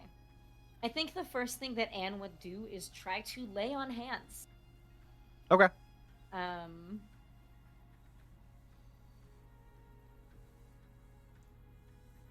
Which, could go poorly considering how my last 2 rolls went. But I think that like a lot of Anne's magic, she kind of like focuses in on what she's doing, and her scarred eye will glow. Or not, depending on how terribly she feels. Haha, great. That's an actual Cool. great. I rolled an 11. Okay. Plus 2 is 13. So on a 10 plus, I heal 2 harm, plus they are stabilized. So Okay. whether you're keeping track of how much harm Chuck has taken or not, he Yep. is stable. And I think that I Yes. would try to carry him into the train and carry him. I know that Alex has like specific spots for all of us, kind of in his medical bay. So I would kind of take him to the bed that I know is for Chuck, even though I wouldn't know how to hook him up to anything, but I would want Chuck to like rest. All right. Chuck, as you're sort of like trying to drag him in, he just sort of like coughs himself awake, and he's just like, okay. Either this is the worst hangover I've ever had, or I didn't win. I hope it's a hangover. Well, how much of your morning coffee did you get through before we interacted with those folks, Chuck? Not enough. Did they say anything to you? Just a lot of whispering and chanting, and a lot of punches. A little too many punches. A lot of cheap shots, really. Too many cheap shots. I tried to take you with me, and I couldn't. I'm so sorry, Chuck. This is my fault. No, it's good. It's gonna take more than a bunch of cosplayers to take me down. Fair enough. Let me get you in the train. Let me lay you down. I have a feeling that wherever those guys are going is where the rest of the group is right now. Okay. Chuck just sort of just sort of like slumps as he like tries to rest his eyes a bit as you sort of bring him in and lay him on. You see like the train seems to be functioning normal now that the rabbits are gone. Nothing, the only thing is, so like the fake book of the evening is still there. That's all fine. And all the bodies that Chuck shot are gone. Every trace of these people being there is gone.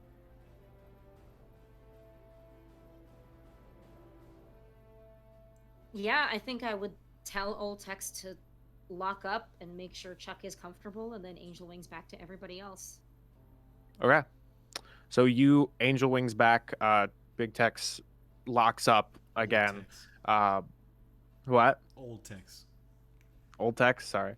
Old Tex locks everything up as you Angel Wings back to the group, and you see Atticus Campbell lying there, beat up and disheveled, as he is just catching his breath. Apophis is still holding the limp magician, and that's where we're at.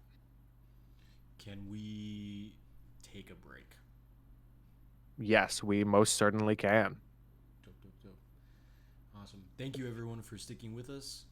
We'll be back in approximately 15 minutes, so like 9:05-ish, something along those lines. Cool.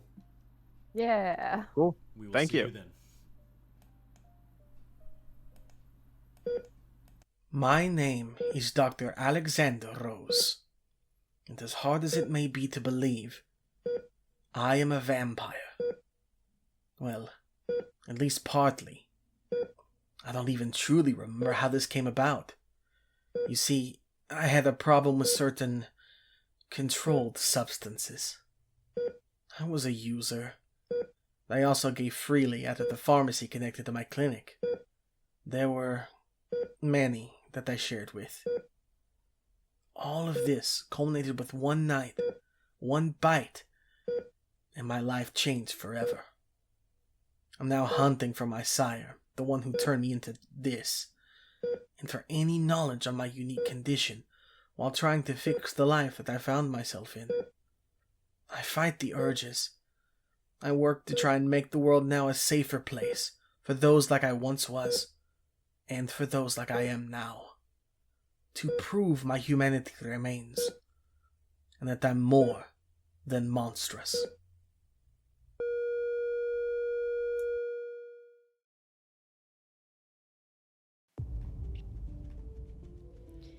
My name is Anne Darelay, and it's lovely to meet you. For the bulk of my career, I've been a dating coach. This has been a bit contentious for my parents, who think that there are more respectable paths for me to take. What's important to me is that I'm helping people. That's not what got me to where I am now. One day, I stirred from a nap with a message from an unseen deity looping through my head. The apocalypse is coming, it said, and it is your duty to ensure it comes to pass. Something inside me had woken up. As silly as it sounds, I had powers. A year has passed, and I'm no closer to learning the origin of these powers, or bringing about the end of days at that, but I've still found a way to put them to good use. If you ask politely, I'll still give you tips on flirting with the beautiful stranger at the bar. But if they turn out to be a shapeshifter, then I'll be the one to take them out. I am the head of Apophis, the Egyptian snake god prophesied to swallow the sun and bring about the end of the world. I was summoned from my slumber about 20 years ago by a group who didn't understand the weight of their actions, by a group that failed to acknowledge my power. And so I was split. I should have been risen as a horrifying, monstrous snake, large enough to swallow the sun, but instead I'm just the head of one. As I wondered, contemplating the life I now had before me, this form couldn't bring about the end of days, I began to appreciate the world around me and see what it had to offer. The apocalypse is my destiny, but I'm not sure it's the future I really want. The name's Chuck Duval, though some people might be more familiar with my old work title, the Silencer. You could say I was a hitman. I used to take out anyone for the right price, be it people or monsters. How many people I killed is a secret between me and God. I've been retired for the past couple of years, but things change. Retirement got boring, and I don't have that much time left to waste doing crossword puzzles in between my daily dose of Vicodin. So might as well use it to silence a few deadbeats on my way out. 1 second, folks. Recalibrating the sonic rifle. Almost there. Hot damn! Oh, shit. Oh, I apologize. Let me introduce myself. My name is Theodore Ulysses Franklin. You can call me Teddy. Born in good old San Antonio, Texas, back in 1959. My mama was Mexican, my daddy a cow rancher, and sí, hablo español. After graduating from MIT with various degrees, I delved into some of the fringe sciences. There, I discovered the existence of the supernatural, and I realized my purpose: researching the unexplained and protecting normal folks from the terrors in the dark. My savings went into building Old Tex, my mobile base of operations, out of the scraps of a 442 Atlantic steam locomotive. Old Tex and I travel across the country, fighting monsters, protecting people, and riding the rails.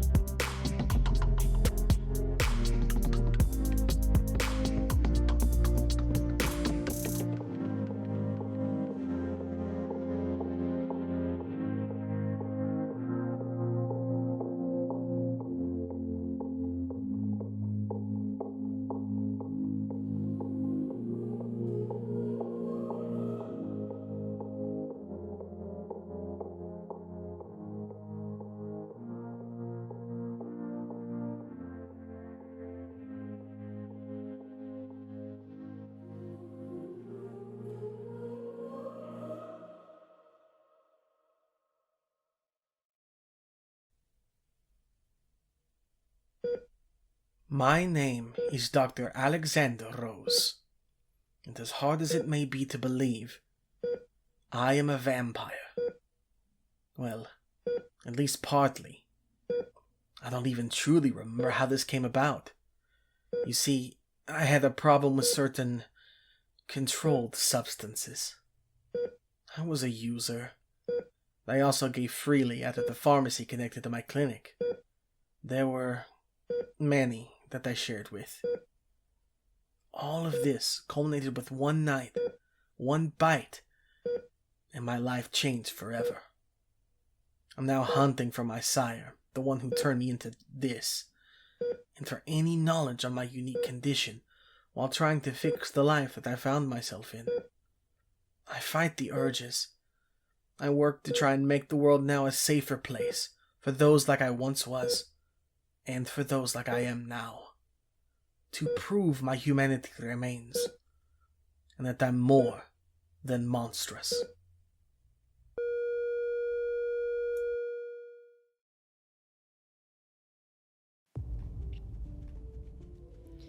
My name is Anne Darelay, and it's lovely to meet you. For the bulk of my career, I've been a dating coach. This has been a bit contentious for my parents, who think that there are more respectable paths for me to take. What's important to me is that I'm helping people.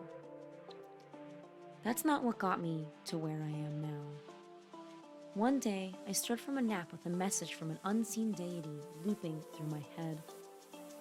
The apocalypse is coming, it said, and it is your duty to ensure it comes to pass. Something inside me had woken up. As silly as it sounds, I had powers. A year has passed, and I'm no closer to learning the origin of these powers, or bringing about the end of days at that, but I've still found a way to put them to good use. If you ask politely, I'll still give you tips on flirting with a beautiful stranger at the bar. But if they turn out to be a shapeshifter, then I'll be the one to take them out. I am the head of Apophis, the Egyptian snake god prophesied to swallow the sun and bring about the end of the world. I was summoned from my slumber about 20 years ago by a group who didn't understand the weight of their actions, by a group that failed to acknowledge my power. And so I was split. I should have been risen as a horrifying, monstrous snake, large enough to swallow the sun, but instead I'm just the head of one. As I wondered, contemplating the life I now had before me, this form couldn't bring about the end of days, I began to appreciate the world around me and see what it had to offer. The apocalypse is my destiny, but I'm not sure it's the future I really want. The name's Chuck Duval, though some people might be more familiar with my old work title, the Silencer. You could say I was a hitman. I used to take out anyone for the right price, be it people or monsters. How many people I killed is a secret between me and God. I've been retired for the past couple of years, but things change.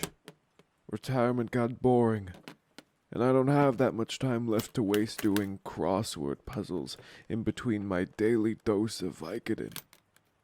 So might as well use it to silence a few deadbeats on my way out. 1 second, folks. Recalibrating the sonic rifle. Almost there. Hot damn! Oh, shit. Oh, I apologize. Let me introduce myself. My name is Theodore Ulysses Franklin. You can call me Teddy. Born in good old San Antonio, Texas, back in 1959. My mama was Mexican, my daddy a cow rancher, and sí, hablo español. After graduating from MIT with various degrees, I delved into some of the fringe sciences. There, I discovered the existence of the supernatural, and I realized my purpose: researching the unexplained and protecting normal folks from the terrors in the dark. My savings went into building old techs, my mobile base of operations, out of the scraps of a 442 Atlantic steam locomotive. Old Tex and I travel across the country, fighting monsters, protecting people, and riding the rails. Free money with Twitch Prime? And It's we're free. back. You literally make money if you sub with Twitch Prime. Guys, thank you. Keep going. You want me to keep going? I could Yes. go. Build out this caricature, please. I think all our subscriptions are Twitch Prime subs. So thank Not you all. mine. Not yours? Oh my gosh, how kind of you. But yeah, Smackos. again, if you have Amazon Prime, you can link it to your Twitch account and subscribe to us for free. You are literally making free money for us to use to improve the stream and make it a better experience for you. Also, you will get access to some of our amazing emotes designed by ours truly Mars that are amazing. They will be amazing. That was a They're cute very sentence. cool. I've been working on them. They're really cool. Extremely so. Good job. They are very cool. They are super cool. You Check can them out see in the one Discord. of them in our Discord. Yes. Very cool. So back to Atticus is on the ground. It is raining. It is intense. And you have just appeared in front of this scene of, very wet Bigfoot. Atticus on the ground, very bruised. Everyone is very, it's like, it's been raining for a bit now, and you guys have just sort of been standing out next to this bridge.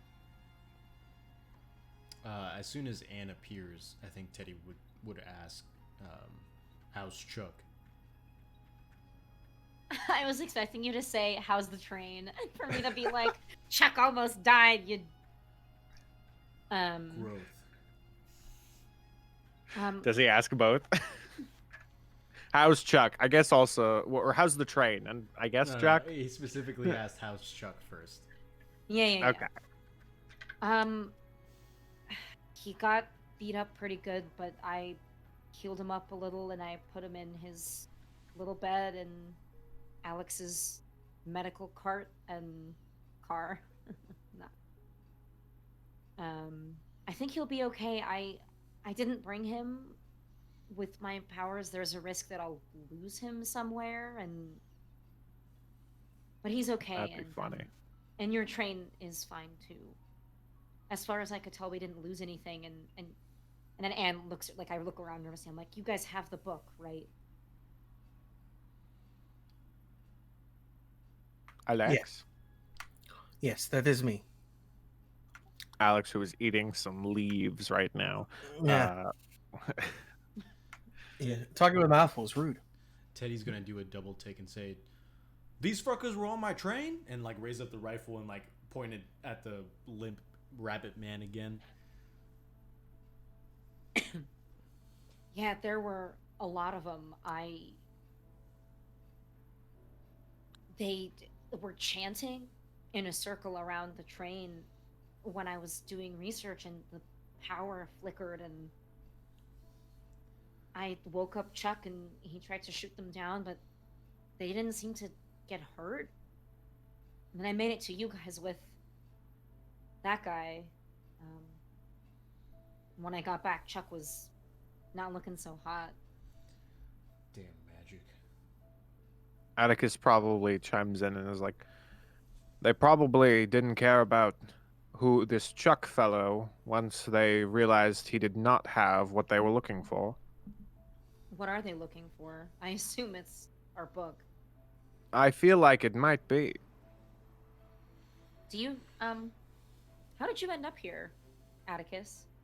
How did I, what do you, well, I do this thing with my hat that I had to give to the other two boys to let them get out of here without getting attacked by my boys specifically.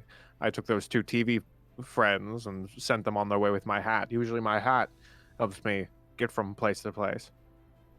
Hold on a second. You're saying that these bunny men are your guys? Oh, yes, you weren't around for that one.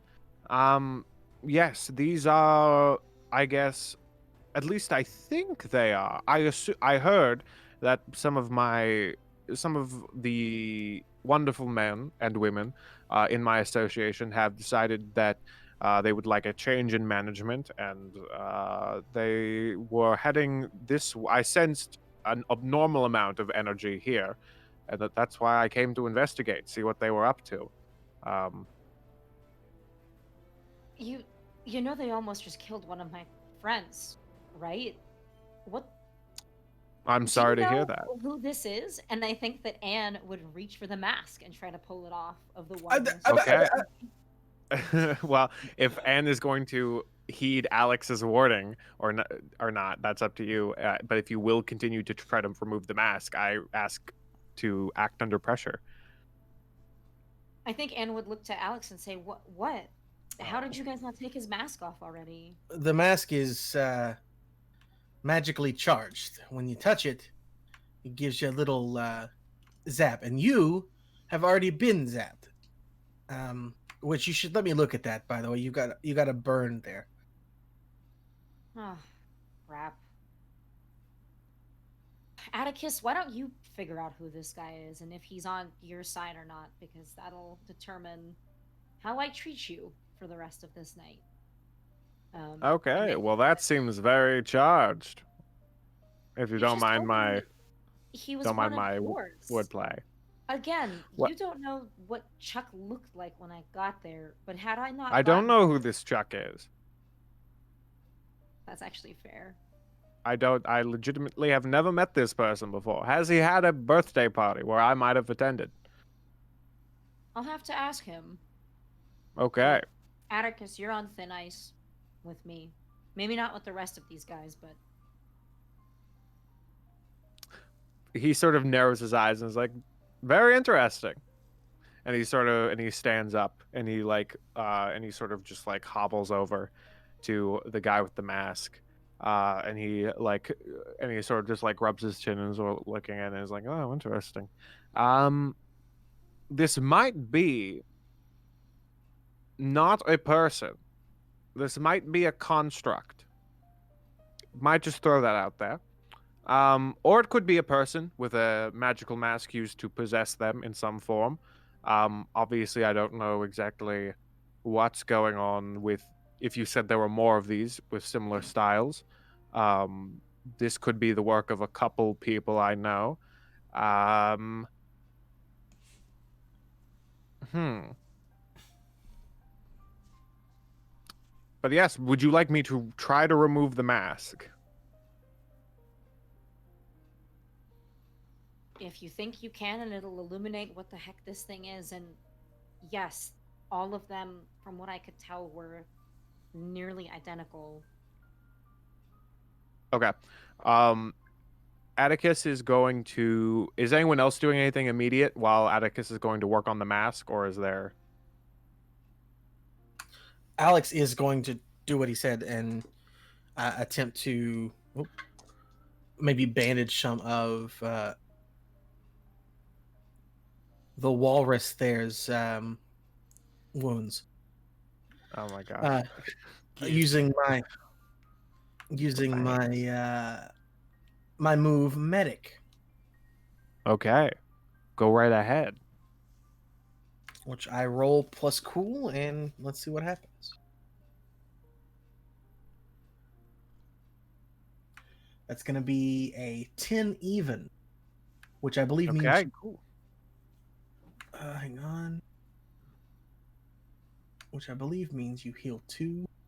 Yes, maybe. Let's see. Yep, the patient is stabilized and healed of 2 harm. So I don't think stable was the problem, but Okay. Cool. So you are bandaging up Anne, Apothis, Teddy. Are you doing anything in particular right now?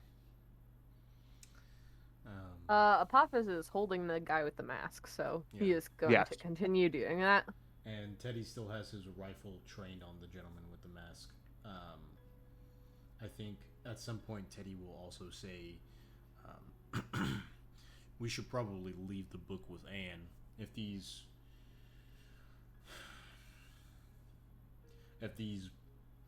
villains are gunning for the book, then Anne's our quickest way to get it away from us. Just in general. And if that's Do you okay with mind if I see the book? all due respect, Mr. Campbell, we don't know you that well, and your ties with these rabbit-faced individuals make it slightly suspect. I may not be as you know suspicious as my comrade here, but it's there until proven otherwise. Therefore, all due respect, I'm gonna keep the book in our hands, especially since you are a known magic user. Oh well, I was just going under the assumption that most of you are not full-on magic users, and therefore you might appreciate someone with a little bit of perspective on these things. And we may, just once we're in a position of strength, not out in the middle of the woods while it's raining, and we may have a horde of rabbit-faced fuckers on our tail. Okay. As you're talking, he like leans down, picks up a stick, and as he's holding his pin to his like chest, he waves the stick. You hear he mumbles some like incantations, as he taps the stick to the mask, and the mask falls off. And as it falls off, sand starts pouring out of the face that is this person. And they fall to the ground, or they don't fall to the ground because of Apothis, unless you let them go. You just see them go limp, and as sand is just sort of pouring out of this body, this like, it almost feels like a bag, like a human-shaped bag that's full of sand. So there's no like, so the sand's like not pouring out of like their eyes, nose, and mouth. It's just like the full front of their face is just pouring sand. Yes, it's like their face has been ripped off, and like sand is just pouring straight out.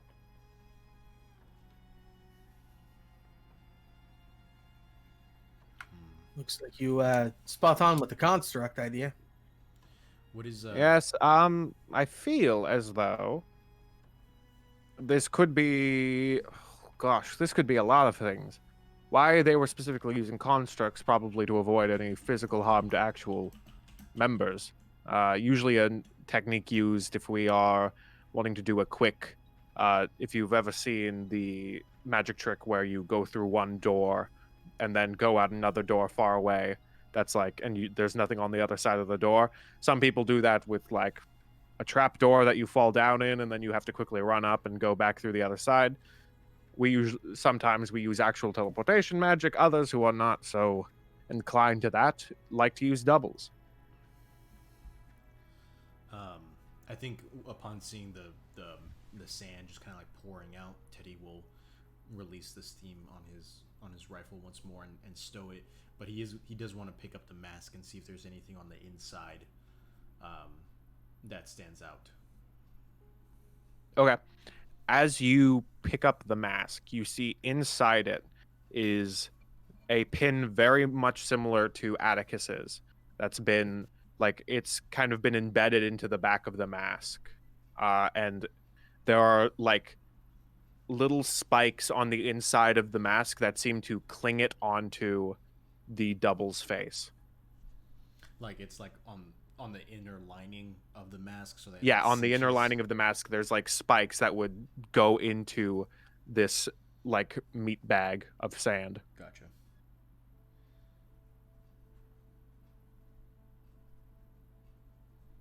What is interesting though is that is unlike normal doubles created purely out of magic and some form of solid material. This is made out of some form of skin. The mask or the dummy? The dummy. Excuse me? It does seem to be some sort of skin. I don't know exactly if it was from a normal person or if it was purely constructed through the use of magic. There's a whole bunch of different stuff going on here right now, and it's kind of all mixed together. Like I'm detecting a bunch of different things, and it's getting kind of confusing.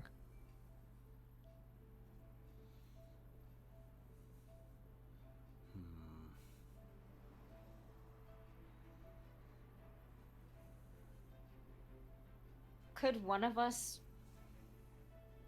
myself included, I guess, take a closer look at this whole situation and perhaps investigate this mystery? Sure, if you would like to investigate the mystery. Am I the best person for the job? Are you? That is your choice. I think all of us except for Chuck have pretty bad sharp, so. Teddy has Well, I think +1. Teddy is Teddy has. +2, right? No. Okay. Both Teddy and Chuck have +1 to their sharp. Oh, funny. I forgot. Wait, only I have thought about like when Chuck levels up, making it another plus to sharp, but I feel like that doesn't make a lot of sense in character. But yeah. Besides, he's just a sharp guy. Wow, thank you, chat, for saying that all the sand is dandruff. That's disgusting. Shit. Ooh. It's actually more skin. It's actually just more skin flakes. Ew. Am I right? Ah. Dandruff is, though? Dandruff I remember is skin learning flakes. that dandruff Right? Yeah. is caused by a certain kind of fungus. Yeah. Interesting. Fun fact. Wow, the more you fungus, know. Weird as hell. You know what Nice. I mean? You know what I'm saying? I'm a certain kind of fungus, so works out. You seem more Sure, like a it fun says guy. humongous fungus fest. So the mystery. So- investigating Oh, the mystery, yeah. Who's investigating? I've got +0. I'll say that. Okay. So I guess And- we're gonna say it's Teddy. Teddy, you are rolling to Oh, investigate. okay, Sure. If you Right? want Unless to, he's- specifically since it was Anne's idea, if Anne would like to look more into it. I mean, if Teddy is still like gun trained on this, I guess he wouldn't. No, you said He put released it in the gas. Yeah, Or the pressure. I released the steam so that I could take a look at the mask and see what was going on there. Yeah. So if I you mean, you were if looking you at it in the first place, so. Okay, so you specifically want to investigate the mask is what we're saying. Oh well, I mean, is there any more to the mask than from what you have told me? Otherwise, it was just going to be kind of like taking a step back and trying to piece things together. The only thing is that Yeah, I thought that maybe Anne would be the better choice just because she's been in both locations and has I can seen- do it. sure. I mean, and I can you help. could, if it's more of a thing of like just general mystery stuff, Yeah, I think, then I'll do it. then Anne, you can do it, and maybe if Teddy wants to, Teddy can also provide a help action. Yep. Let's do the game where Masha rolls more dice than anyone else, and therefore Congratulations. gets more than anyone, and drops them on the floor. do we need an emote for dropping dice on the I feel- floor? feel like I just feel like forgot maybe. to take Trevor's dice tray from him. What is investigate a mystery? Ooh, yeah, that is a cool 6. So, Okay, cool. I'm gonna- anybody I'm going Teddy. to let help you out. assist. All right, so with the help out action, that's a 4 plus 3 is a 7 plus 1 is 8. Nice. So your help grants them +1 to their roll, but you expose yourself to trouble or danger. Okay. So yeah, I think Cool, Teddy cool, would cool. probably just be like bouncing ideas out loud from what Anne is gesticulating / hypothesizing. Okay. Anne, what is the question you ask? This is a tough one because all of these questions are good. That is a statement. And I am Chris.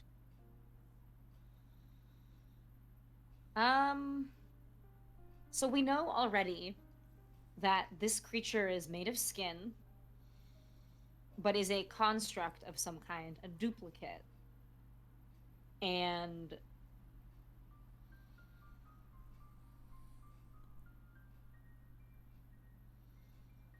I keep staring at my list of questions as if one of them is gonna like pop out at me. Maybe. I think So they're a dummy, somewhat made out of skin, some kind of construct. We know that they're magical, and the focus, the pin, is embedded inside the mask, which is then embedded onto this sack of sand, essentially. That is, for some reason, actually has skin on it. That's technically which is what we again super gross. and that they seem to be gunning for the Book of the Evening. Right. So we have an established motive, and to a certain extent, we know what it is. So I think the question that I would go for is, what is being concealed here? What are we missing? What is the connection? Okay. I think so. Here's what I'll provide in this situation. As you are sort of thinking things through, you see there is a bulge in the coat pocket of the skin puppet. And you see also, because you haven't noticed as you haven't been around, that the page with the dragon and Sun Wukong on it is being attached, is like is magnetized to the Book of the Evening right now. Like it's like pressed against it, like it's being pulled in by some force. So yes. Can I investigate the bulge in the pocket? Okay, cool. But So with less terrible wording, please. yes, so as you reach into the coat pocket of this person to investigate this mysterious growth, you I thought that'd be better. It wasn't. Anyway, you pull out a folded piece of paper. In the paper is specifically a drawing of two wolves with a bunch of like ancient lettering on it, and it's the same paper as the other page that you have. Okay, Eric. There are two wolves inside of you. Philosophy 101. Oh my gosh. Oh my gosh. Oh god. Not that me. reminds me of something. I have 3 wolves Anyway, and a so moon. it's like so you have like this ancient language. You don't know exactly the origin of this language. But it's not Chinese this time. It's not Chinese. It's definitely not Chinese. It's so basically you have two wolves. One is lunging towards the sun and one is lunging towards the moon.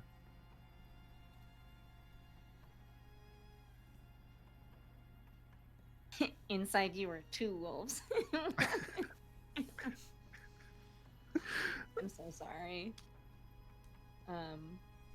Do I notice that the other page is like glued, has like magnetized itself to the Book of the Evening? It's sort of like, and you can feel the page sort of like curve backwards, like it's being pulled towards the book as well.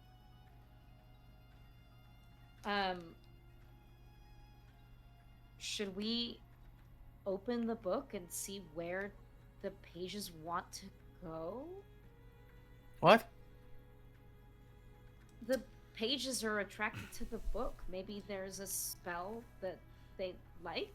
Teddy's going Look, to man, I'm new to magic, okay? take the book and just like open it up and begin to flip the pages. And see. What if All right. they're pages from the book? Then they should reattach. So as you open the book, you get to the pages sort of like and you let go of the page. I think I would hold on to it still. We would want to Okay. watch it page at a time. So you see the page with the dragon on it get sucked into the book as you're flipping through, and it goes to the very last section of it that looks like there isn't like ripped out pages like this is where it's supposed to go, like these were here originally and they were ripped out. It just like locks into place at the very end. And it just sort of stays at the end of the book. So the writing's not hieroglyphs. It's not hieroglyphs. The page that with the dragon is Chinese. It does not attach itself to the book. It is just now it looks like it's just rested into a place that it might go in a different book.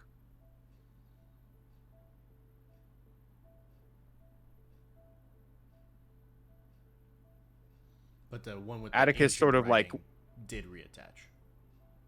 what? But the one with the ancient The ancient writing, Anne has not let go of the page. Gotcha. And is keeping onto the page. Atticus sort of walks up and looks over the page. Is like, oh, interesting. I feel like that is ancient Norse, if I'm not too mistaken.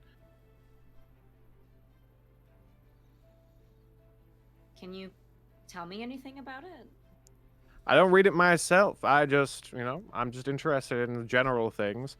If I had to guess, the two wolves could be representative of the. I know there's like the ancient wolf Fenrir. It could also be related to the sky wolves. I would assume the sky wolves with the sun and the moon, being Hati and Skull, who are in charge of chasing down the sun and the moon. And then once they officially like grab them, that's when Ragnarok's supposed to start, I believe. I feel like this is just mighty suspicious.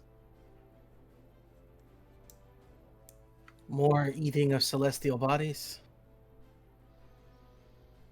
Lots of fun apocalypse theming as well.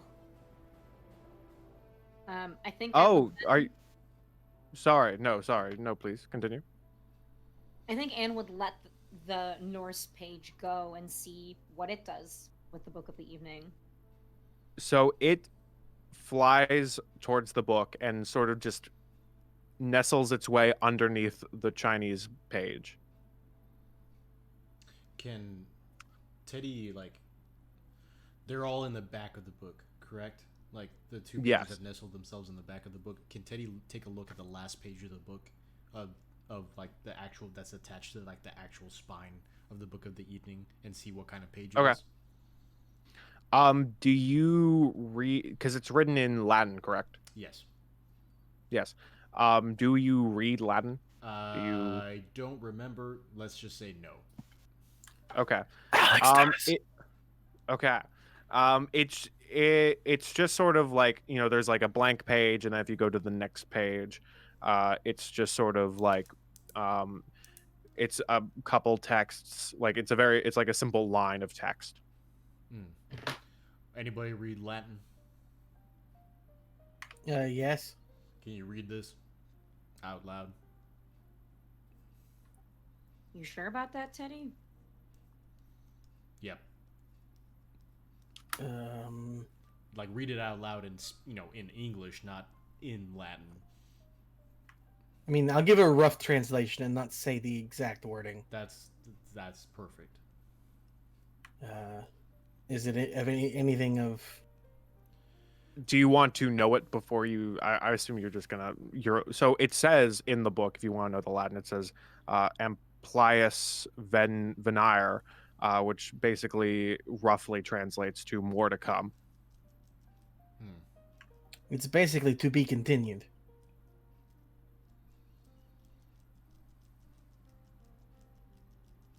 So then,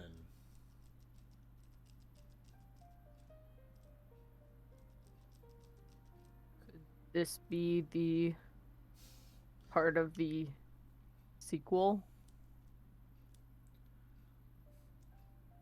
could be.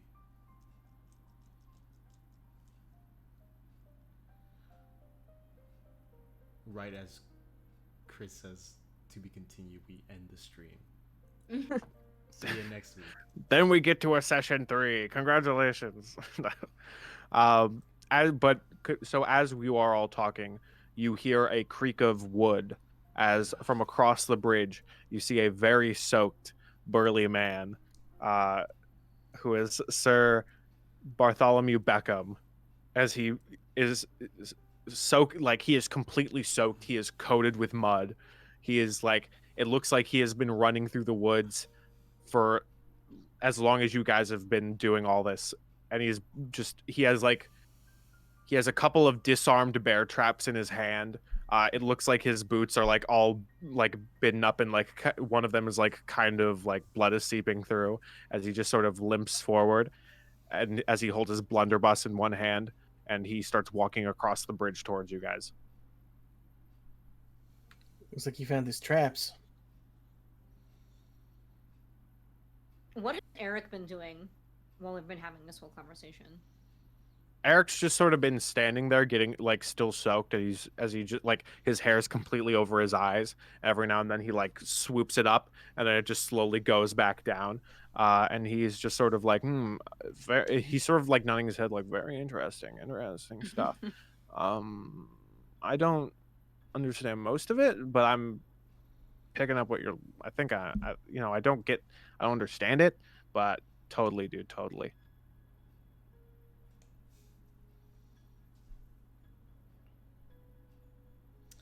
Eric, you should probably get behind Apophis, something along those lines.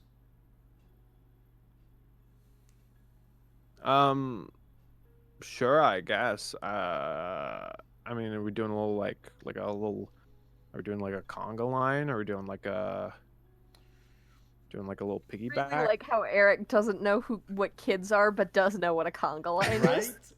And he uses words like totally. Yeah. Yeah, man, totally. I mean, really, if we want to extrapolate this further, you could like concern the idea that maybe we're all gonna eat the sun. I don't know. Anyway, and so he walks behind Apophis, and he's just like, okay, do you want me to like what are we doing? Like left, right? What's the plan here, bud? Just act natural. We don't know. Sir Beckham looks rough. Oh, like a tree, and then he like holds out his arms like a tree. No, just adhere to the laws of gravity and just drop your arms. Oh, okay. And he just sort of Right on. nice, just hanging out, man. Yep, definitely. Just hanging out. Has Sir Beckham made his way to us?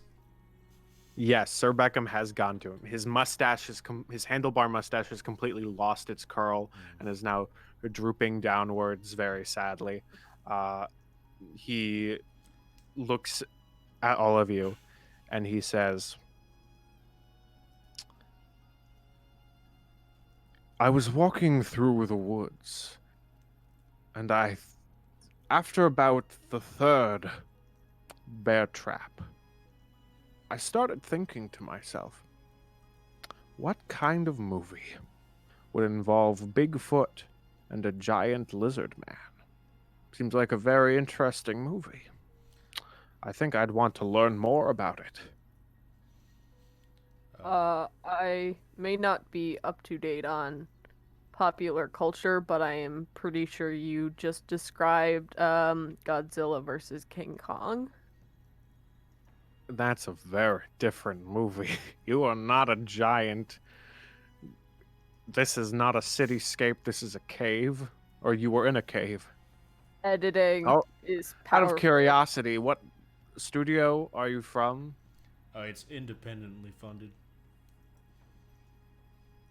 Oh. Like a. So are you art house telling movie. me, like, what's your budget? $6. No, Apophis. No. With $6, you are able to afford holographic That's actually technology. how much we have left in our budget, if you could believe it. So much has gone into the technology. Very funny. And he sort of like he lets go of the bear traps that thunk into the wet soil as he raises up his blunderbuss and holds it up to Apophis and just says, I would like you to step aside, please. I'm afraid I can't do that. Eric sort of like leans over, like, am I still supposed to be staying still? Apophis moves in front of him. Oh, okay. Okay, cool. I see. Like we're doing charades. Oh. I think He like knows how what many charades words. is, but he doesn't know what He knows the word charades. He was not describing the game of charades at all. That's fair.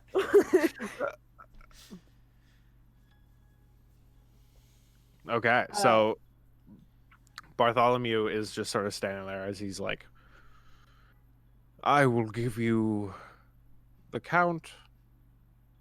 Let's just say 3. Seems like a classic.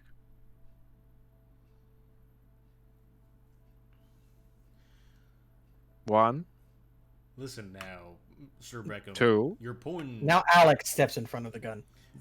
Oh, this is fun. You're pointing your weapon at and our he cast fires. and crew. Apophis is just going to stand and try and take that hit because he. Well, so Alex, I believe Oh, you said yeah, I you guess stepped in Alex. front of Apophis. Yes. Okay. You will take the brunt force of his 3 harm, Brilliant. of his blunderbuss. All right, that is not armor, right? Armor, it does not. No, it does not ignore armor Okay. if you have it.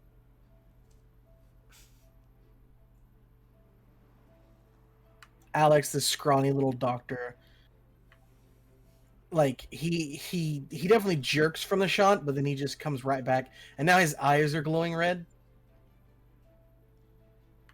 I don't think that you should point a gun at my friends.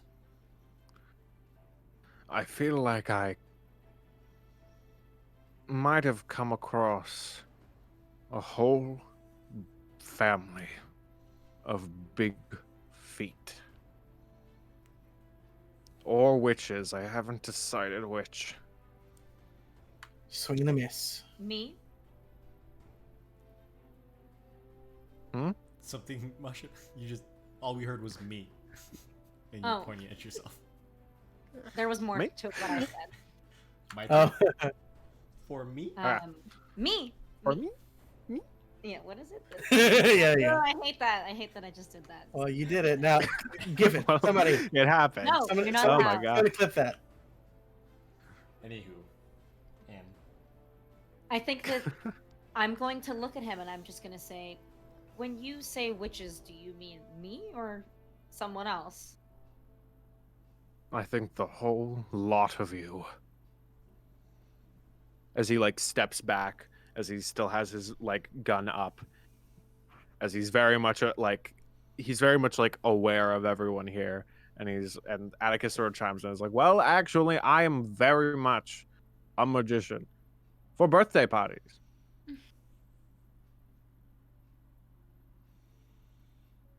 Sir Beckham just like sort of like looks at him like, is that different from witches? I don't. Is it the same thing? I don't know. It could be. At this point, I'd believe it. Bartholomew, listen. What I know right now is you, already bleeding, have gotten into a fight here. What is it, 5, 6 on 1 right now? And you have a gun. What do you expect is the outcome here besides your untimely, or timely at this point, death?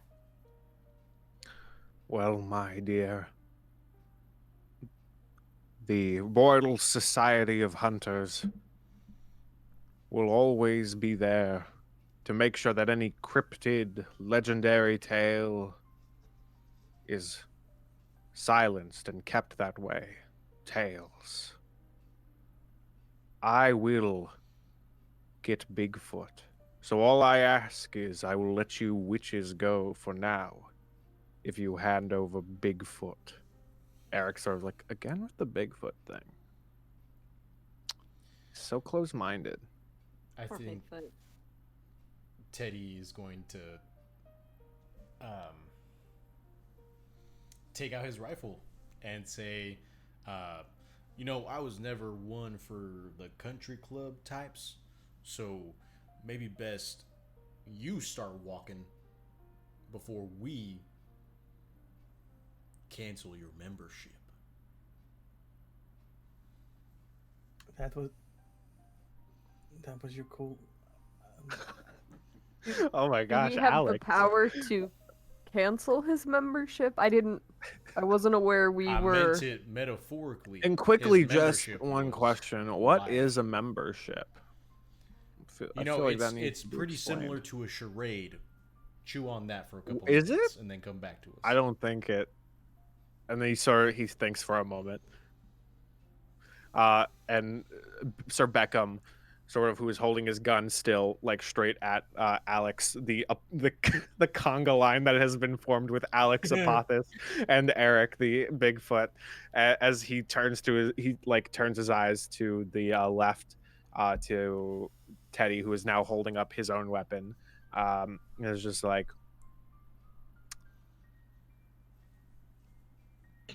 and he's sort of like, I guess, reading a bad situation, I guess, would be a way to describe it, in his own head. And he just says, "You would really protect something you know nothing about." You would really kill something you know nothing about? Better be safe than sorry. I think I can handle being sorry. Can you?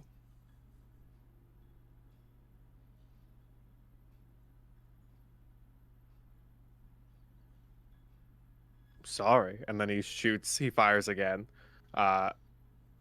dealing another 3 harm. Can Anne try to protect someone? Sure, if you would like to protect Alex. I think that what Anne would do is step at the last moment. I'm so sorry. My friend commented in chat. Feel like this dude is. Yikes.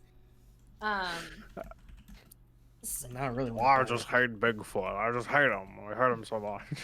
I think that Anne would. Let's do this the right way. Would step in and grab the barrel of the gun and push it away as Okay. he is shooting it.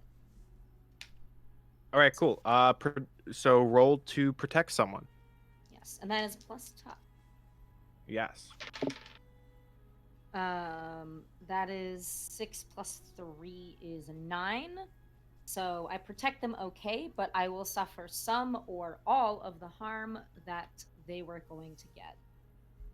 Okay, so I'm going to say, as you rush in and you try to push the gun up, right? That's what you were doing. Yes. Okay, I mean, so to the side, I think. I guess as long as no one's to that side. Okay, yeah, so you push it away as it goes off, and it sort of clips your arm a bit, dealing 2 damage, not ignoring armor. So I think you have 2 armor, correct? So you should be okay. 1 armor. Okay, so then just 1 harm. As the bullets sort of the shrapnel or whatever scraps your arm as you push away the gun, and you are now in front of Sir Beckham, holding the gun away as he looks at you. Just gets longer. The conga line has continued. Which I believe the 2 biggest characters in the back. Eric is just like, hey. Is that what they do in conga lines? He's got his hands on Apophis's shoulders, and he's just and he's kicking one to side. Yes, Yeah, exactly. That's exactly what I. Yes. Ay. You've chosen poorly. I suppose there's no need for illusions, and Alex takes off his doctor's mask, and his fangs seem even sharper than usual as his eyes glow red. Getting shot does make me feel a bit hungry.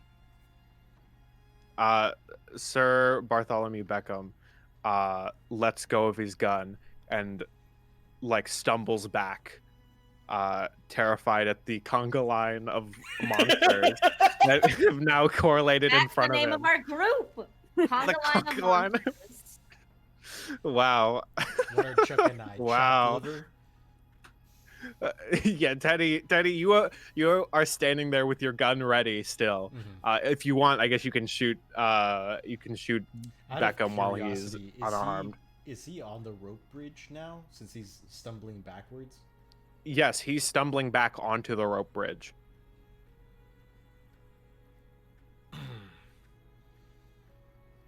Yeah, I think Teddy's gonna take a shot. And Okay. essentially try and knock him on his back on the rope bridge as it's raining. Okay, cool. Cool. Roll a kick some ass. That's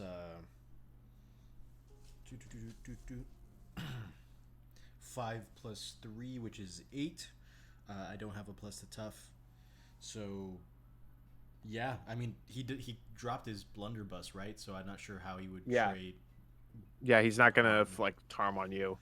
But he takes Unless we want to say the recoil of your gun does some form of damage, but I'm gonna be okay with that. Well, technically, we also haven't even. I used a point of luck a couple sessions ago, and we haven't decided what the new tags of my sonic rifle are. No. So, but we could figure that out later, I suppose. Yeah. He takes 3 harm. Okay. Cool. So you fire into Sir Bartholomew Beckham. What is the rifle? Is it just compressed air? Is it a bullet? What is? It's compressed air and sound. Oh, okay. So you fire off, and the sound of like the train chugga chugga chugga chugga chugga. Well, it's the whistle. As it like blasts off into Beckham as he stumbles back, and his like gnawed ankle gives way as he slides back and smacks down into the wood. For sure, in the rain, there's definitely like a wave visible that escapes from the rifle as it like disperses the droplets in the air. But yes. Okay, and so Beckham falls down, and starts sliding on the wet planks, and then goes off the side of the bridge, and is now hanging onto the side of the bridge over the roaring rapids below him, as he's screaming for help.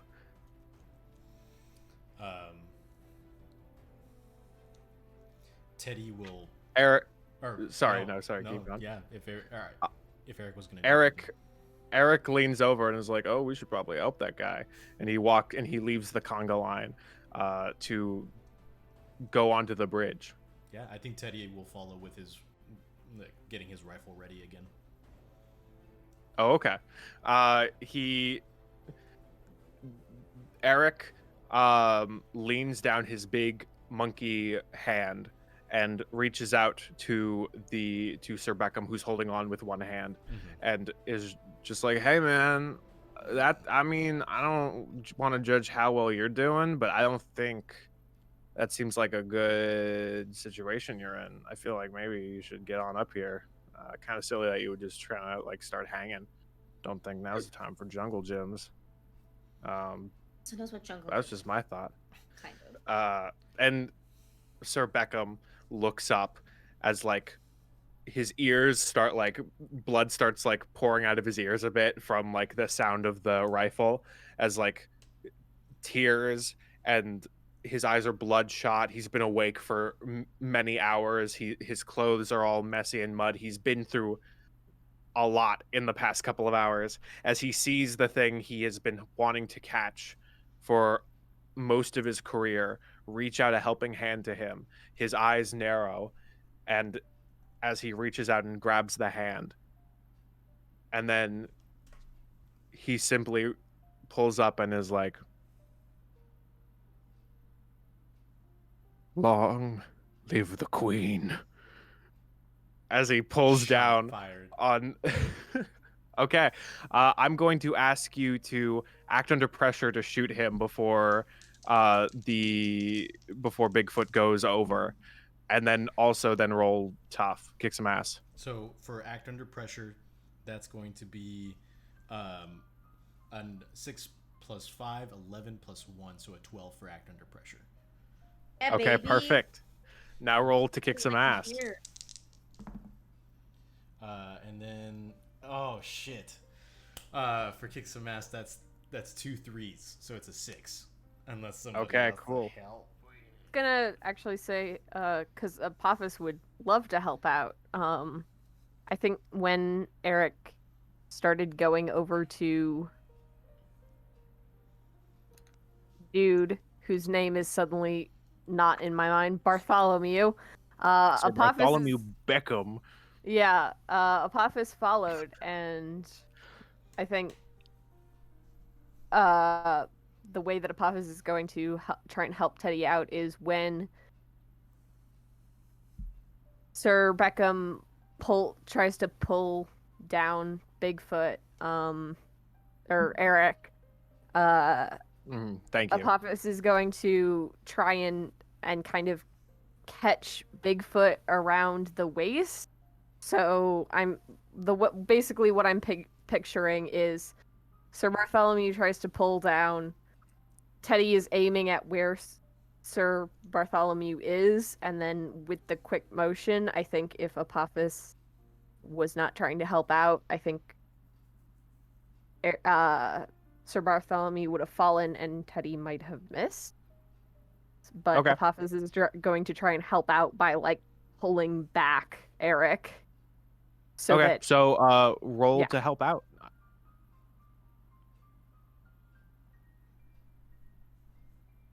that is a 6 plus Cool. 1, 7. Okay. Not great, but Your help grants them +1 to their roll, but you also expose yourself to trouble or danger. Oh gosh. So, what happens? What proceeds to happen is you grip onto Eric, and you pull him back as Teddy's rifle fires off, and it causes sort of like the bridge to shake as you're all three of you are on the bridge, and Bartholomew like loses his grip from Eric and like no as he drops into the roaring rapids and is taken away with the current. With the bridge shaking, you see the posts on one end of the bridge start to give way as it's being lifted out of the very moist soil. And another Disney villain falls to their death. So, which side? Our side or the other side?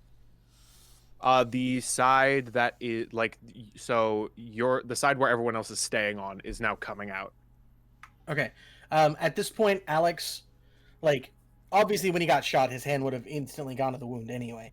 But his hand is now coated in his own blood, so I would like to use magic to do something, to do one thing that is beyond human capabilities, and try to steady the bridge long enough for them to get off of it. Okay. Let's do it.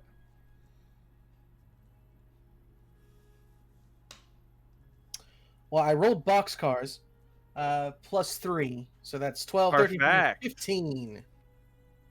So, Alex, as you see Sir Beckham fall into the watery depths and be taken away to the somewhere far away, your wounds are seeping out.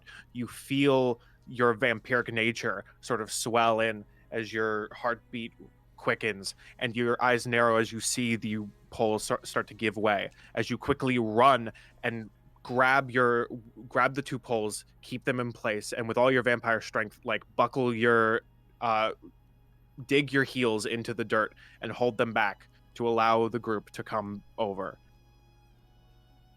Yeah, I like to picture that like the blood on his hand has like crawled up his arm, and like it's now his both of his arms are now like not covered in blood, but like there's like lines of blood glowing on his arms as he's gripping the poles.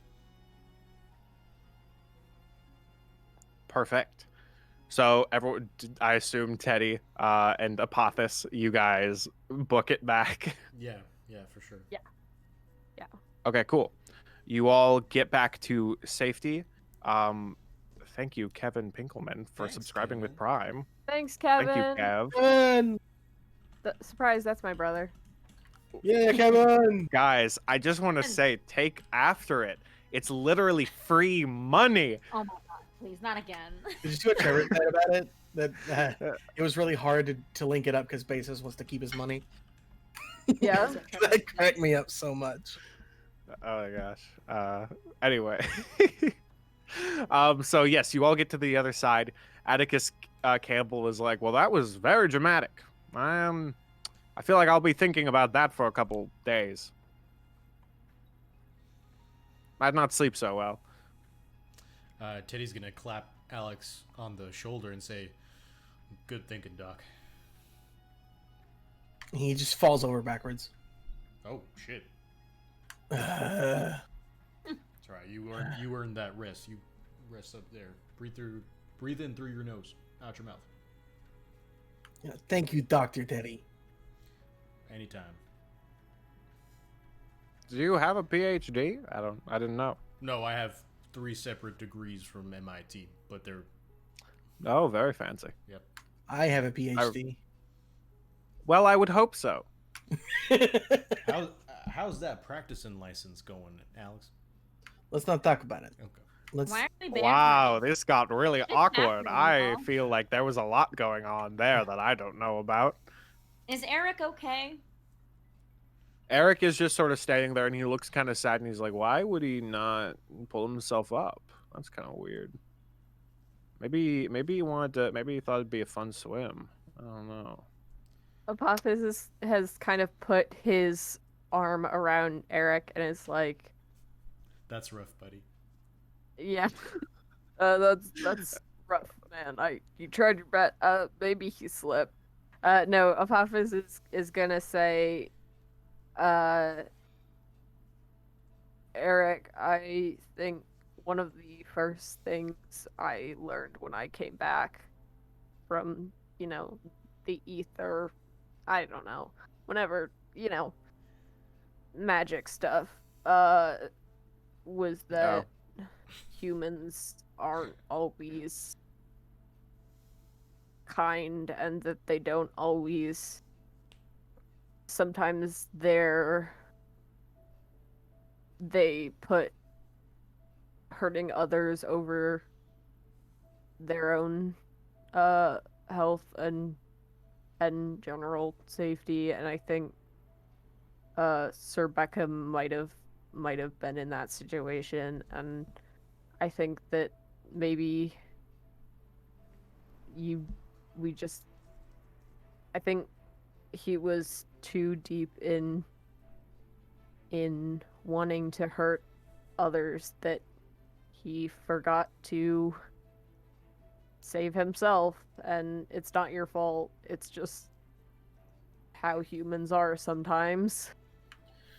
Monsters exist, and they don't always have fangs. Wow.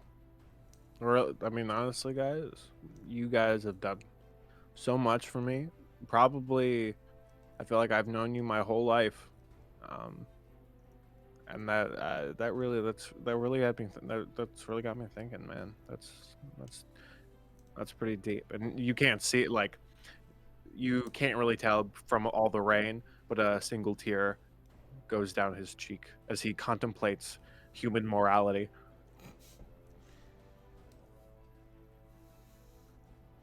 I was expecting Apophis to be like, when I was brought back from the primordial soup at the beginning of time. It's gonna be a rough stuff. Atticus kind of like looks over and is like, "The what? Wait, what? I feel like I need more explanation for that." I Ether? can What explain. So you see, Okay, now is not the time to explain.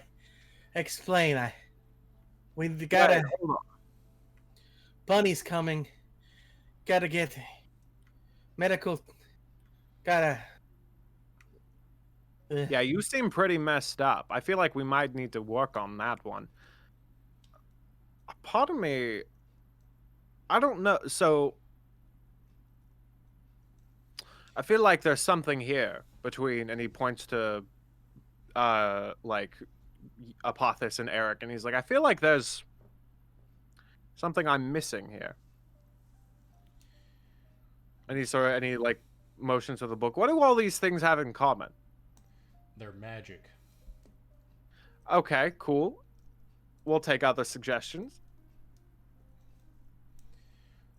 They're all getting soaked in the rain right now. I do know that too. I do know that. Yes, you are correct in these but I feel, but like, what are these things in particular? Any like I'm not gonna touch the book because I know you guys are freaky about that. But like, what are these these pages? The fact that there is a monkey and a monkey missing from a drawing, and a snake person who keeps talking about being from a primordial ether. What is here? Atticus, are you really gonna ask leading questions that you already know the answer to? I was hoping you would kind of go along with this because I would like to give you guys a little bit of the, energy, But what my brain is cooking up right now is all of these things are related to the sun and causing the apocalypse. Yes, we picked up on that. Yes. So what are these people trying? Why is there a monkey man and a monkey missing from the drawing? Is this, and what is this snake person? I am Apophis. I was born from chaos itself. And Apophis kind of starts going off on his little tangent about, being the inevitable cause of the apocalypse by eating the sun and that good stuff. Teddy's gonna raise his Okay. hand and he's gonna say, "Apophis is our friend and comrade, and that's what matters right now. We are standing in the soaking rain. This is not Well, the if you time would like, to we could- extrapolate. We should head back to the Okay. train, dry off, get some AB negative for the doc over there, and then we can sit down, have a nice drink, and extrapolate there. But right now, we're vulnerable here. We just saw a man maybe fall to his death. I feel like we should start heading back." Okay. Cool. Do you mind if I hold the book? Like, I would like to look through it. I think you can hold the book when we're back at our train. Okay. And While I'll... they're No, go for it. back to the train, Apophis is going to ask, why am I so bad with names right now? Eric and Atticus. Yeah, Atticus. Atticus. So your bunny group, do they have what's their origin? Do they have anything? Why a bunny? Well, there's a couple of answers to that. Well, of course, besides the general, the theming of such as, magicians and their correlation to rabbits out of the hat, there is an inherent history of ours dating back to such things as like the Aztecs and their belief in the moon rabbit, or the little rabbit, some would call. We are based on certain ideas of we're sort of a accumulation of a bunch of different beliefs and ideas of ancient magic, and we sort of grew from then to have an idea of some things are better left under the control of those who have studied and researched it. And so mainly our founders were based off of the idea of praising the moon and and this rabbit figure, which has a whole bunch of different meanings depending on who you ask. There's others believe the rabbit is a different god that is related to the sun, and the rabbit has been transformed by this Aztec god, or this Aztec god has been transformed into a sun and thrown onto the moon for failure to basically give the moon its light. Other people believe that the rabbit is just a normal rabbit that was given deified powers. It's a whole thing I could go on for a while for, but basically all these would accumulate into our belief that magic is a wild force that we can use and harness for purposes that we deem good.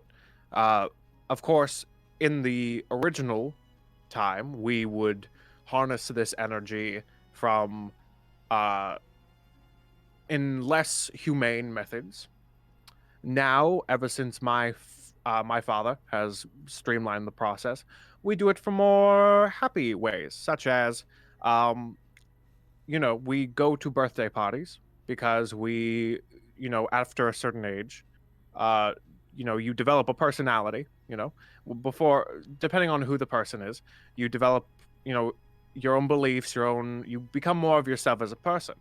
So we go to birthday parties to absorb this pure energy that comes from just a normal human being, and we harness that energy into a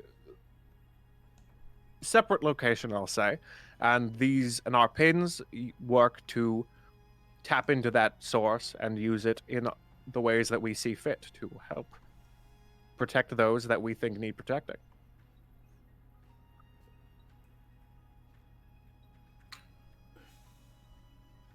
So instead of human sacrifices, which I'm guessing is your inhumane way, you just go to children's birthday parties. Well, yes, the plan is we excite them and make them happy with magic. We're like, "Oh, look, I pulled a rabbit out of my hat."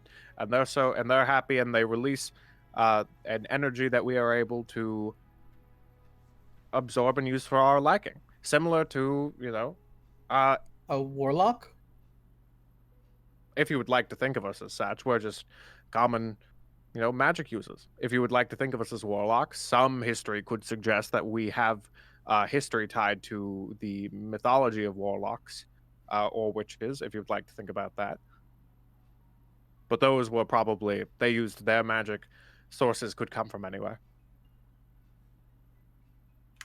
Right. How we derive our sources is through the power of what I like to affectionately call children's innocent wonder. And this doesn't have any adverse effects on the children. Not that I've noticed. Obviously, if you really wanted to, if you want to go back to unethical treatment, you could do a little in between where you take more than the child is offering, and then that can provide little side effects. But usually, I've made sure that is frowned upon.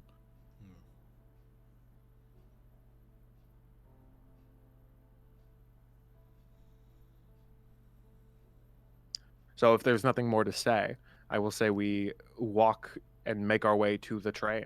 The clearing is there now. It seems like all the people who are camping out on the other side of the tracks are gone now. The only thing remaining is a yellow buggy and a van marked "If the Shoe Fits." I think Teddy's just gonna very quickly do a once-over of old text from the outside and see if there's any damages that need to be fixed. Okay. I'm just, so from base level, you do not see any damages whatsoever. There's no inherent oh my god, they destroyed this. It's just it just seems like they were using magic to interfere with your systems. Okay.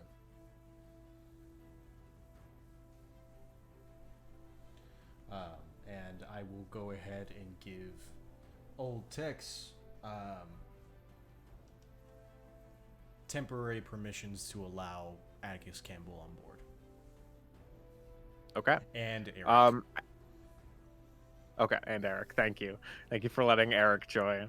As you guys sort of get to this point, that is when the raining slows down to a stop and the clouds start to part and the rays of the sunrise start to pop through the trees. Oh, sure. Now you stop raining. Well, Mother Anyone Nature else? is a cruel mistress. Plays many tricks. Make sure to treat her nicely, boys. Or else she'll talk your ear off. Right. Um, Well, shall we go inside? Let's go.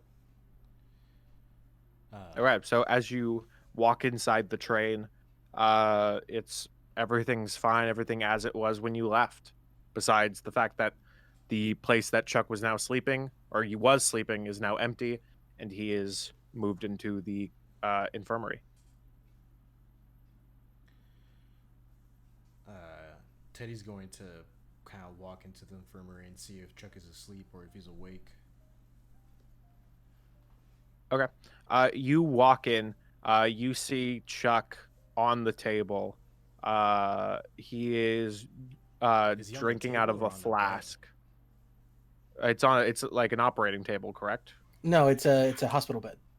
Okay, sure. So he's on a hospital bed. Okay. He's like leaned up the bed and is now drinking out of a flask. I mean, unless he's moved to the operating table, but like he had no No. reason to. Yeah, no, he's like, okay, might as well get ready. Anyway, so you see Chuck sitting up and he's drinking. He looks and he's beaten up, he's bruised, he's like has a bunch of cuts that are his thin blood. Looking like he's a little paler than usual, and he just sort of like nods at you and is like, "Oh, welcome back." You look like shit, Chuck. I feel like it. You okay though?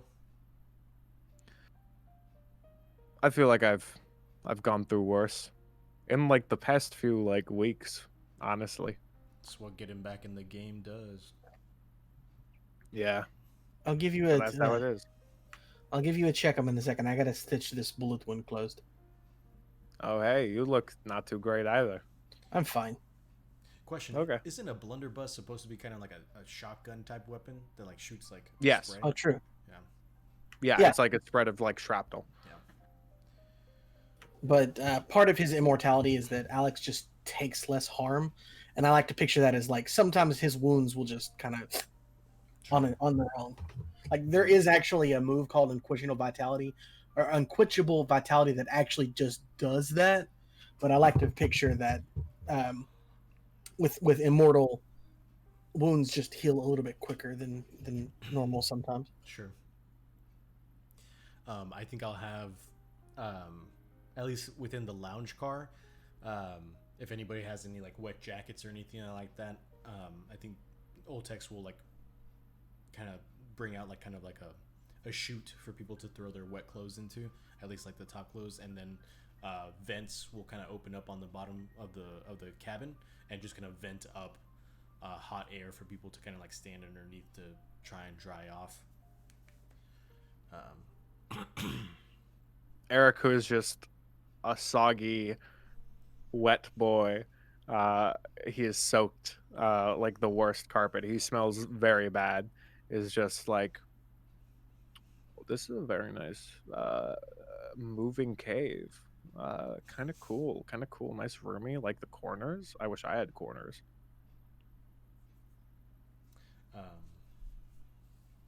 Yeah, I think Teddy's at least gonna try and change into drier clothes before restarting the conversation that we were gonna have outside. Okay, so I guess everyone's just gonna go scatter, dry off a bit. Okay. Yeah. I'm gonna do my medic on myself this time, just real quick, Cool. and try and heal some of my wounds.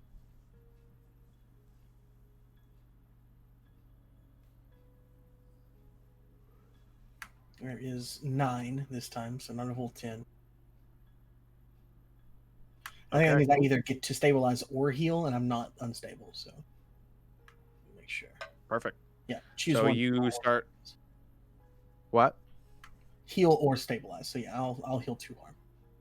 Okay, cool. So you start working on yourself. You're like bandaging. You're sewing up. You're like cleaning the wound. Is anyone else doing anything specific before we restart the conversation of what's going on? Nope. Okay. So I imagine you all meet back into the lounge except for Chuck. Chuck is still there, in his lying down in bed. Eric is still pretty wet. He is just sort of standing there like he's trying to dry off, but he's just sort of like, and he doesn't want to sit anywhere because he doesn't want to make any of like the chairs wet. And so he's just standing there like, really nice cave, guys. Too I would nice for help me, Eric honestly. like towel off. Like Okay, when cool. when you're washing your dog and you just take a towel and you kind of just like, you know. Okay, cool. So you shake off Bigfoot, and he is now in somewhat of a dry place where he feels comfortable to lay down a towel on a chair and sit down. He's very big for the chair, but yeah. So now you're all there. Atticus is he is wearing some of Chuck's clothes. They're very baggy on him. As he's like, he put on the gray shirt and the black pants, and that's all. And he's sort of pacing back and forth as he's like rubbing back his hair to sort of smooth it out and clean it out as he's like thinking to himself.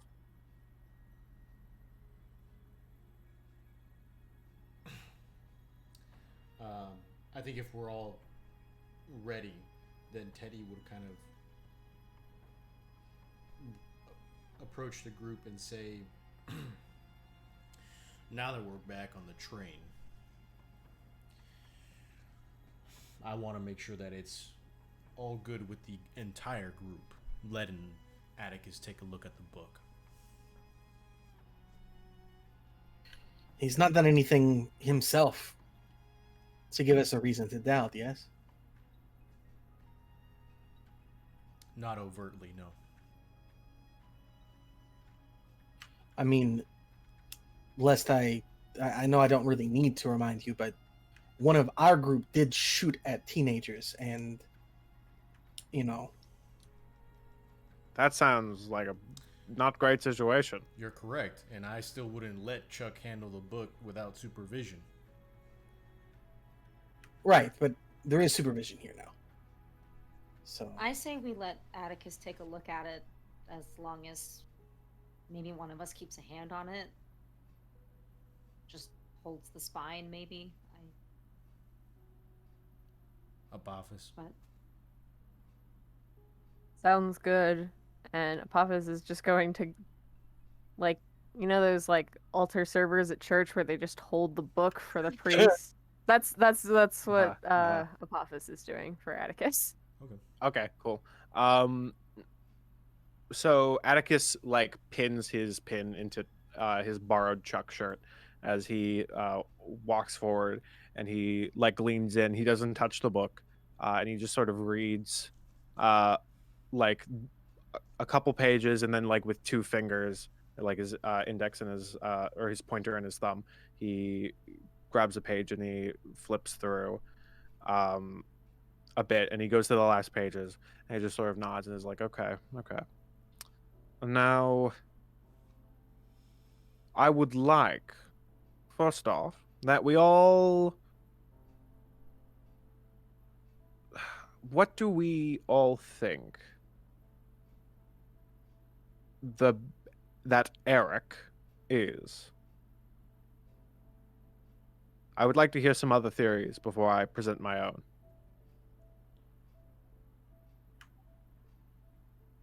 So, question for the keeper, really quick.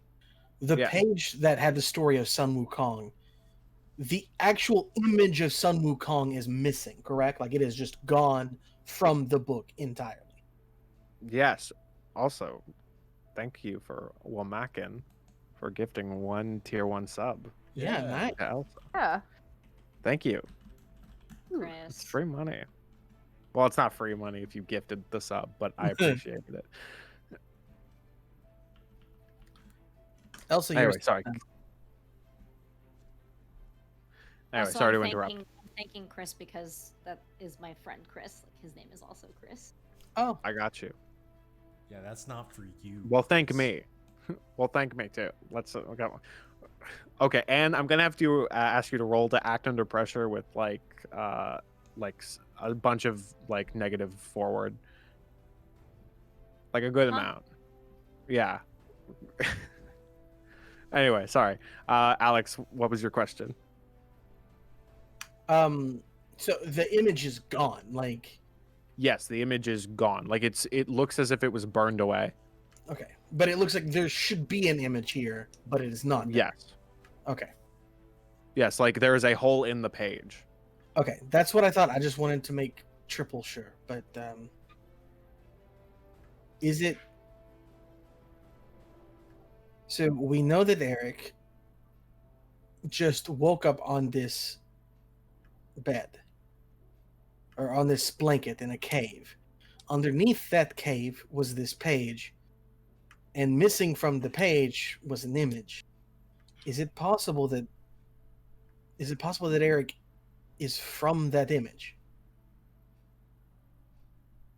Summoned from the page or torn from the page, escaped from the page, Interesting. whatever. Anyone else want to add in before I move on with that train of thought? In my vision, what I saw was him appearing in the cave and the page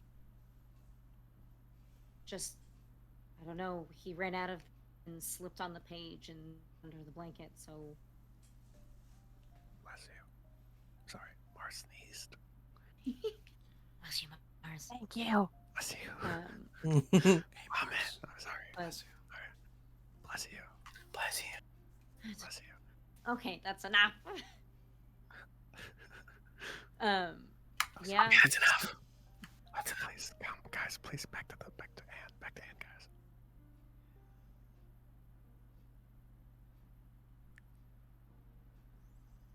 I've said my piece. Oh, okay. Oh. Okay. And Atticus is going to turn to Apothos and be like, "Okay, now, quick question though. How is it that you came to be here?" Here specifically, like in the woods where Eric resides, or like here In on general. this realm? Like Like mother, here- father? No, don't have one of those. Millennia ago, I guess, I was just kind of created out of the waters of chaos itself to oppose the forces of Ma'at, which I tried to do, got cut up into a bunch of billion pieces, banished. Then, about 20 years ago, I was summoned back into the world, and now I'm here, not fully together. I'm only the head of the being I once was, not powerful enough to fulfill my destiny, swallow the sun, all that. But, you know. Yes, I would point out you're a little smaller than the sun. I should also say, just since there's a lot of talking about eating the sun, it is a ball of gas millions of miles away that burns hotter than any of us here, and we would probably burn up the second we got any way close to it in any way, shape, or form. Well, sounds like a delicious meal. Okay. Chris Well, ate, or not Chris, who's Chris? This is me. Chuck ate the savory grapery. That doesn't sound the sun sounds... Ah, yes, the savor of gravery. I've heard of such Tales. tales of... pales in It's- comparison to the danger presented by that, I believe. Honestly, I've heard dark tales. The magic they must do to properly to create that thing, it's honestly terrifying.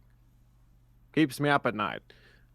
So, what we have here are two creatures who are both been brought to our world, one with no memories of who they are, what their purpose is, but both with relations and history to uh, eating the sun and the apocalypse.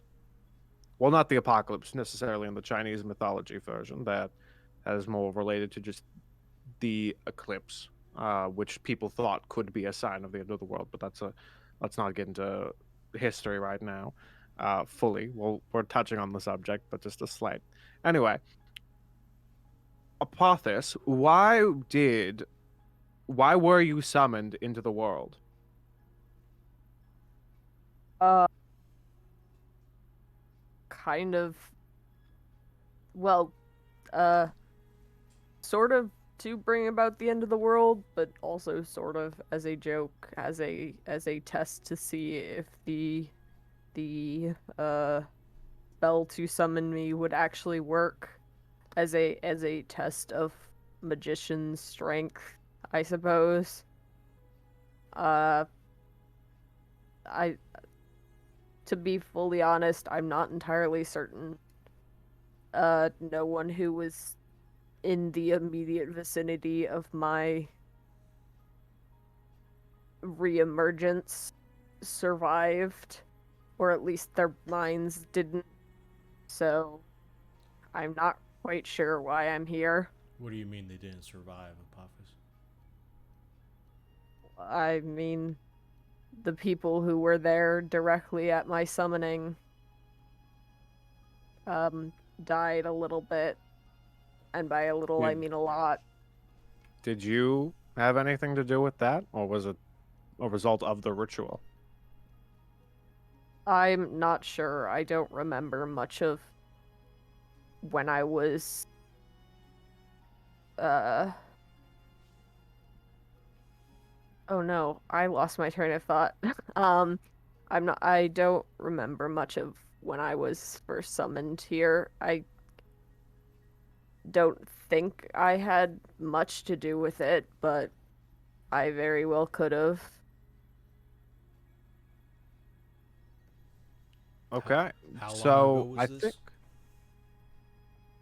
About 20 years, 25 years or so. very interesting. So, and you said because you are not a complete, you said you were split into pieces.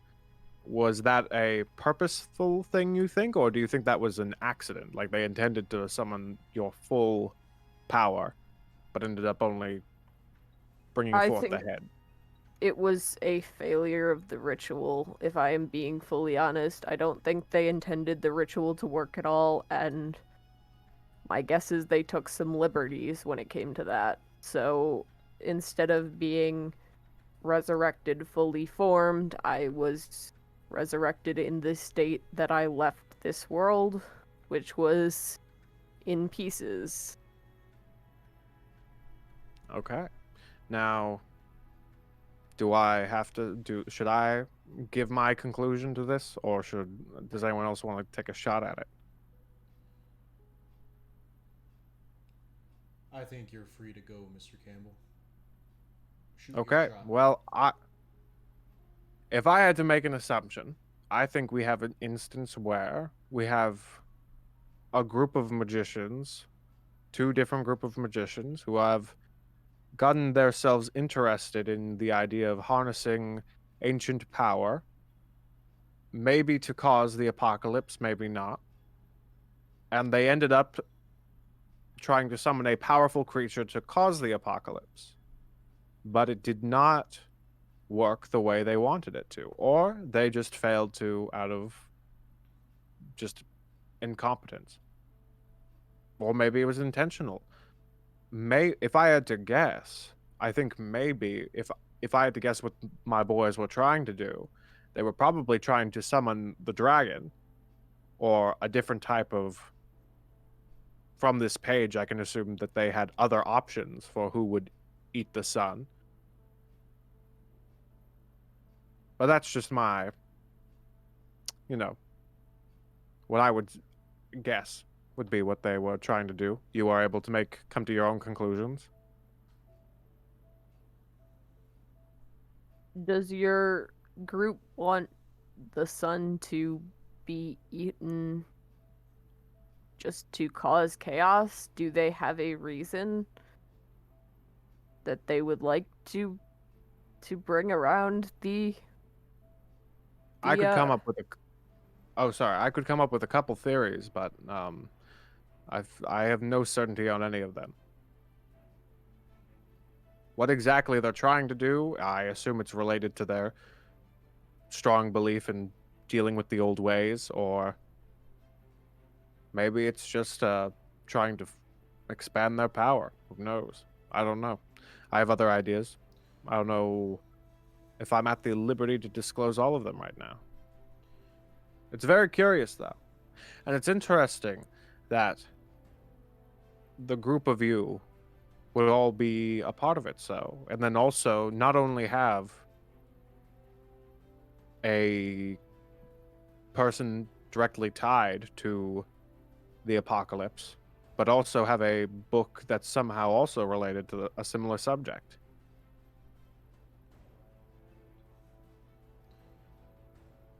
So you believe Eric is what your defectors summoned, and a divine embodiment of the sun, Sun Wukong. I don't. If I had to be completely honest, I feel like they messed it all up. I don't think that is really anything. I feel like that is just they have brought an image to life, and they've messed up at that point too. It's not even, it doesn't have a tail, it's not like armored, doesn't know any like Chinese fighting styles, it doesn't seem to have any magic. Can we please stop calling him it? Well, I'm just giving you the honest facts that Eric is not a accurate summoning of the Chinese god that is Song Wuchong, or Song Wukong, but simply a false image that they created when they intended to summon a dragon to eat the sun. So I don't have to eat him, because I was not looking forward to that. I mean, I guess you could if you wanted to. I feel like that might be I'm not more going to eat Eric. I don't want to eat Eric. Because what's interesting to me is how he could have consciousness. Because if it's not, because I'm fairly certain it is not Sun Wukong. Sorry. I don't believe it's that. I don't believe it's actually him. What has given him consciousness? Who's in there? What's in there? Is it really anyone, or is Eric simply magic that has convinced itself that it is a thinking being? I mean, try to figure it context. out. Apophis is going to try something. Apophis is going to take off the fanny pack with the little... Words are failing me tonight. With the cloaking device in it, and he is going to put it on Eric and try and turn it on. Because the way Apophis got his human form, or the way Apophis's human... The reason Apophis's human form looks the way it does is because... Or at least Apophis's theory is because...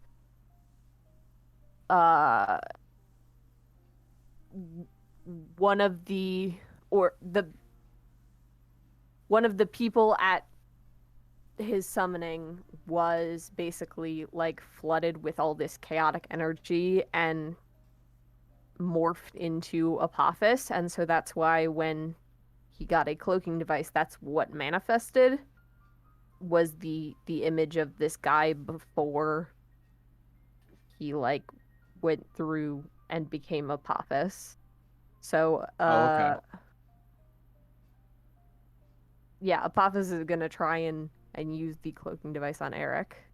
So is the cloaking device designed to specifically recreate this image that the person wants it to look like, or has Teddy programmed it to look as the person that Apophis has described as this is the person whose body I am inhabiting right now? I think the more straightforward kind of answer to that, because I don't think Teddy would be able to create Like a mind reading device. Yeah, a mind reading device would be that Apophis probably described to Teddy, and Teddy programmed it out, and that's what appears.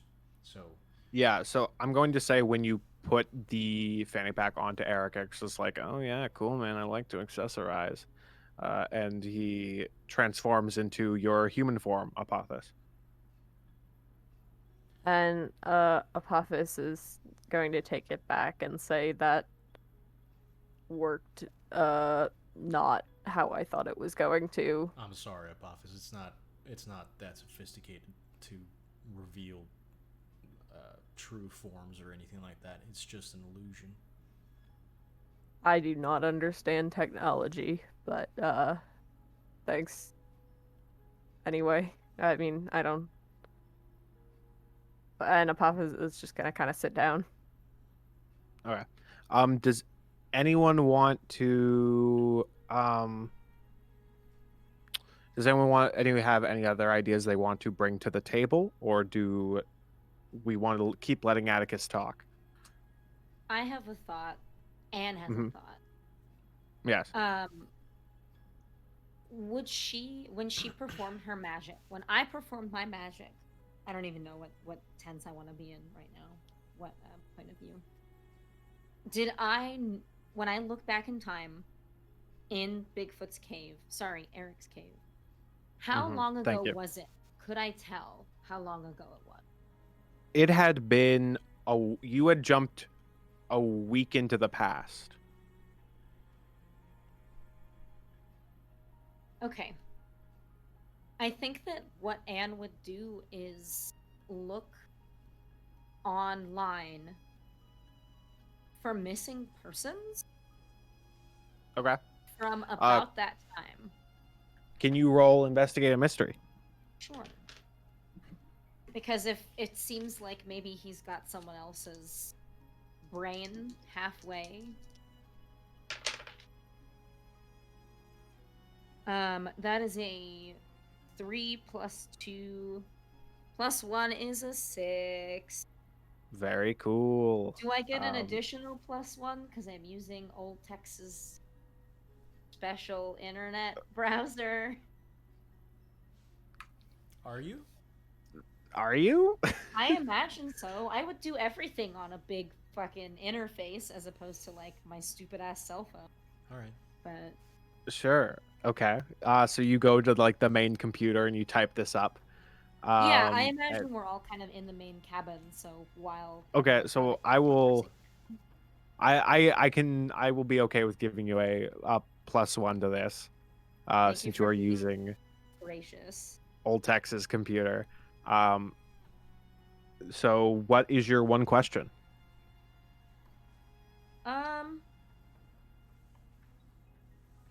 I don't think any of these are really going to give me the answer that I'm looking for. Okay.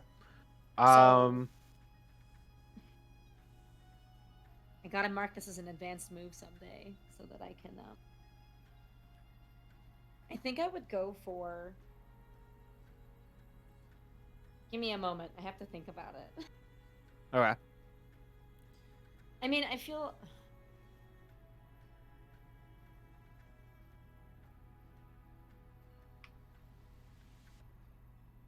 I feel like my Now- question is kind of like what is being concealed here in terms of like just Okay. trying to locate missing persons or even like people who have died, kind of like at exactly Mhm. the like the kind of like that moment or like the 24 hours before.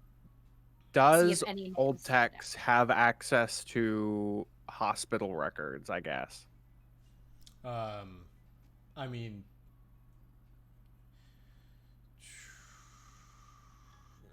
we've within the canon, he's had Old Tex has had access to like county records and things of that nature.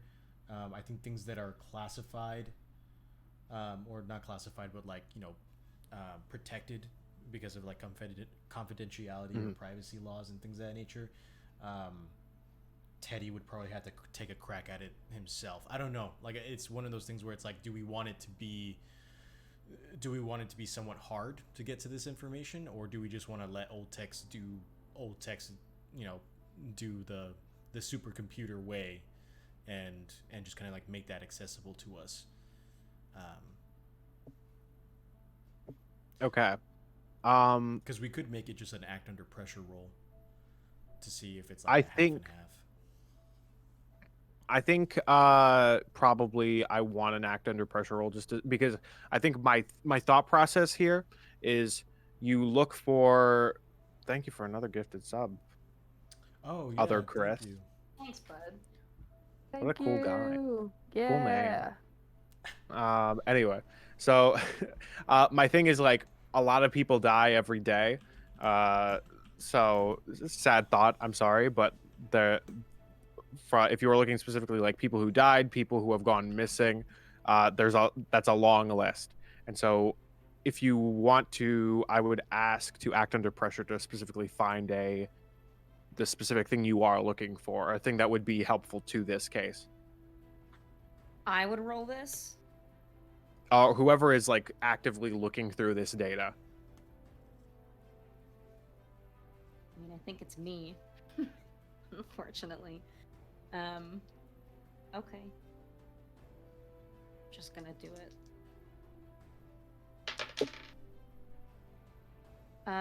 That would be 3 plus 3 is 6 plus 2 is 8. So mixed success. Okay. You have to give me a worse outcome, hard choice, or price to. Okay, cool. You are looking through documents of like who died, last week. You have, or like who went missing, or who's like, so and so, and you get a couple information. Like you get you get a couple like hospital records from people who are related to like the Renaissance Fair incident. You get, so those are like names that stand out to you right there. Generally, there a bunch of people have, either gone missing.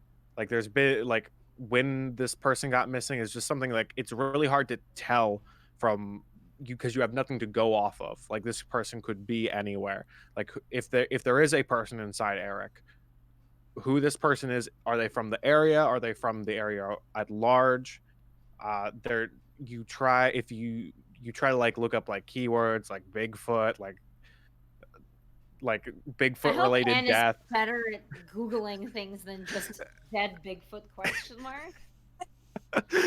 And so but anyway, so what I'm trying to get to here is specifically looking for a specific person that has died, gone missing, or like in a coma or something. Is not like you have a list, but there's nothing to really distinguish any of these people as Could she not look more up like park ranger records or something along those lines for the park that they're currently in, of like people who like checked in but never checked out of like their campsite or something along those lines?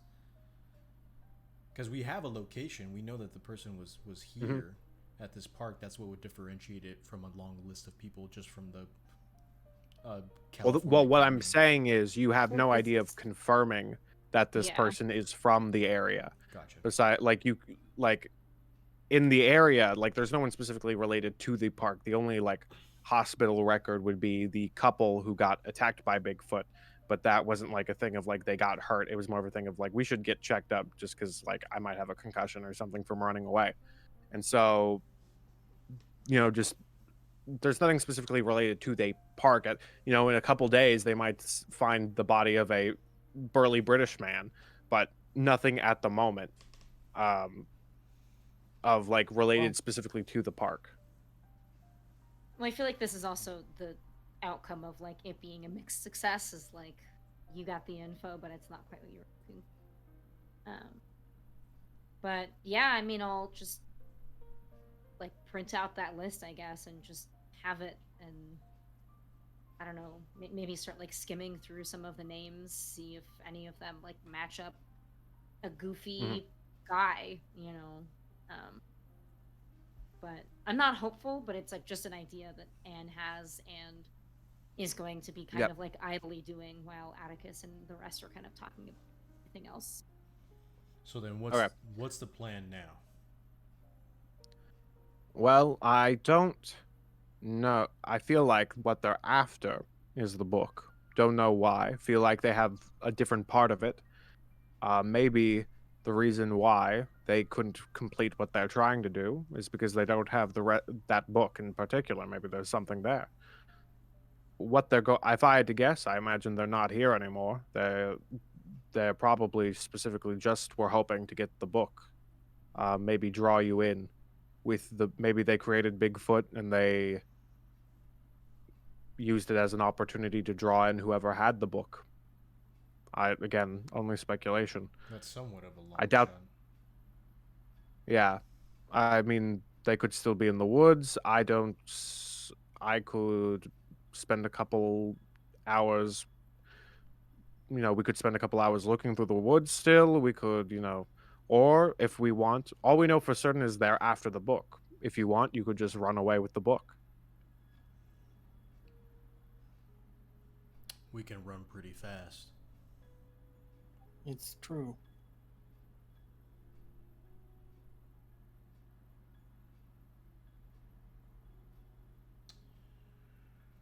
You do have a train. We do. I was also asking technically what the plan was with Eric. Well, that's the issue is I can't tell you what he actually is. I have no way of confirming that. If you want, I could try to dispel magic. What that would do to him, depending on what it is, could be dangerous.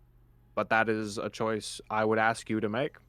I do not want to push my boundaries. I don't want to end up being dropped off the side of a bridge into a river, if you know what I'm saying. I think that's more of a suggestion or question for Eric to answer himself. So Eric, what do you want to do? Eric, who has been sort of sitting there, like taking this all in, like, interesting. It's weird being like told you're a mistake. That's kind of weird. I don't know how I feel about that. It could be a lot of things. A lot of people come in here and kept trying to like take pictures with me, catch me. There was a lot of that. That kind of freaked me out. So I'm not, and honestly, after seeing this moving cave, my cave ain't that great. Might miss my blanket, but that's kind of, the bridge is not, I don't think the bridge is going to look great. It's not a best place to go across right now. So I'm okay with leaving the blanket behind if you want to, I don't know. Maybe find me I don't know, like a new cave. I don't know. I mean, I guess if you really care, I've been told a lot about life recently, in the past couple of hours about like people and like moral compasses, and so that's been kind of interesting to contemplate a bit. If you want, But I can make you a fanny pack similar to Apophysis, which would give you a human form that you could walk around with, so that people wouldn't chase you or call you Bigfoot or try and take pictures of you and stuff like that. Okay, very cool. That's kind of cool. That's groovy. I like that. Yeah, man. I mean, as long as no one's like up in my grill about like my feet, I think I'll be good. We could make your head and like everything else proportion to your feet. I could- Teddy, you can do that, right? Like, Can I be like a basketball player? That'd be fun. I could try and rig something up, sure. Do you know how to play basketball? I don't know. Feel like I might like it. I have love a Bigfoot's thought knowledge. also. Sure. I am not comfortable just adopting this creature whose origins are unknown. And I think it'll probably take some time and some resources, but through magic, I might be able to find out who this is, or if it is someone. And pulling back the curtain kind of at Chris, I feel like what I am Oh, wow. requesting kind of is like describing to you what magic I would want to do, and it being like a big magic situation where you would give me what I would have to do to make it happen. Okay. But Okay. I think, what was that, Saul? No, I was just gonna say I'll be back. Oh, okay. Okay. Sometimes I feel like we need 2 bathroom breaks. Yeah. Um, Well, it's almost the end of the Yes, yeah, schedule. we it's are- getting late. We are reaching the end. So please describe to me what you would like to do. Sure.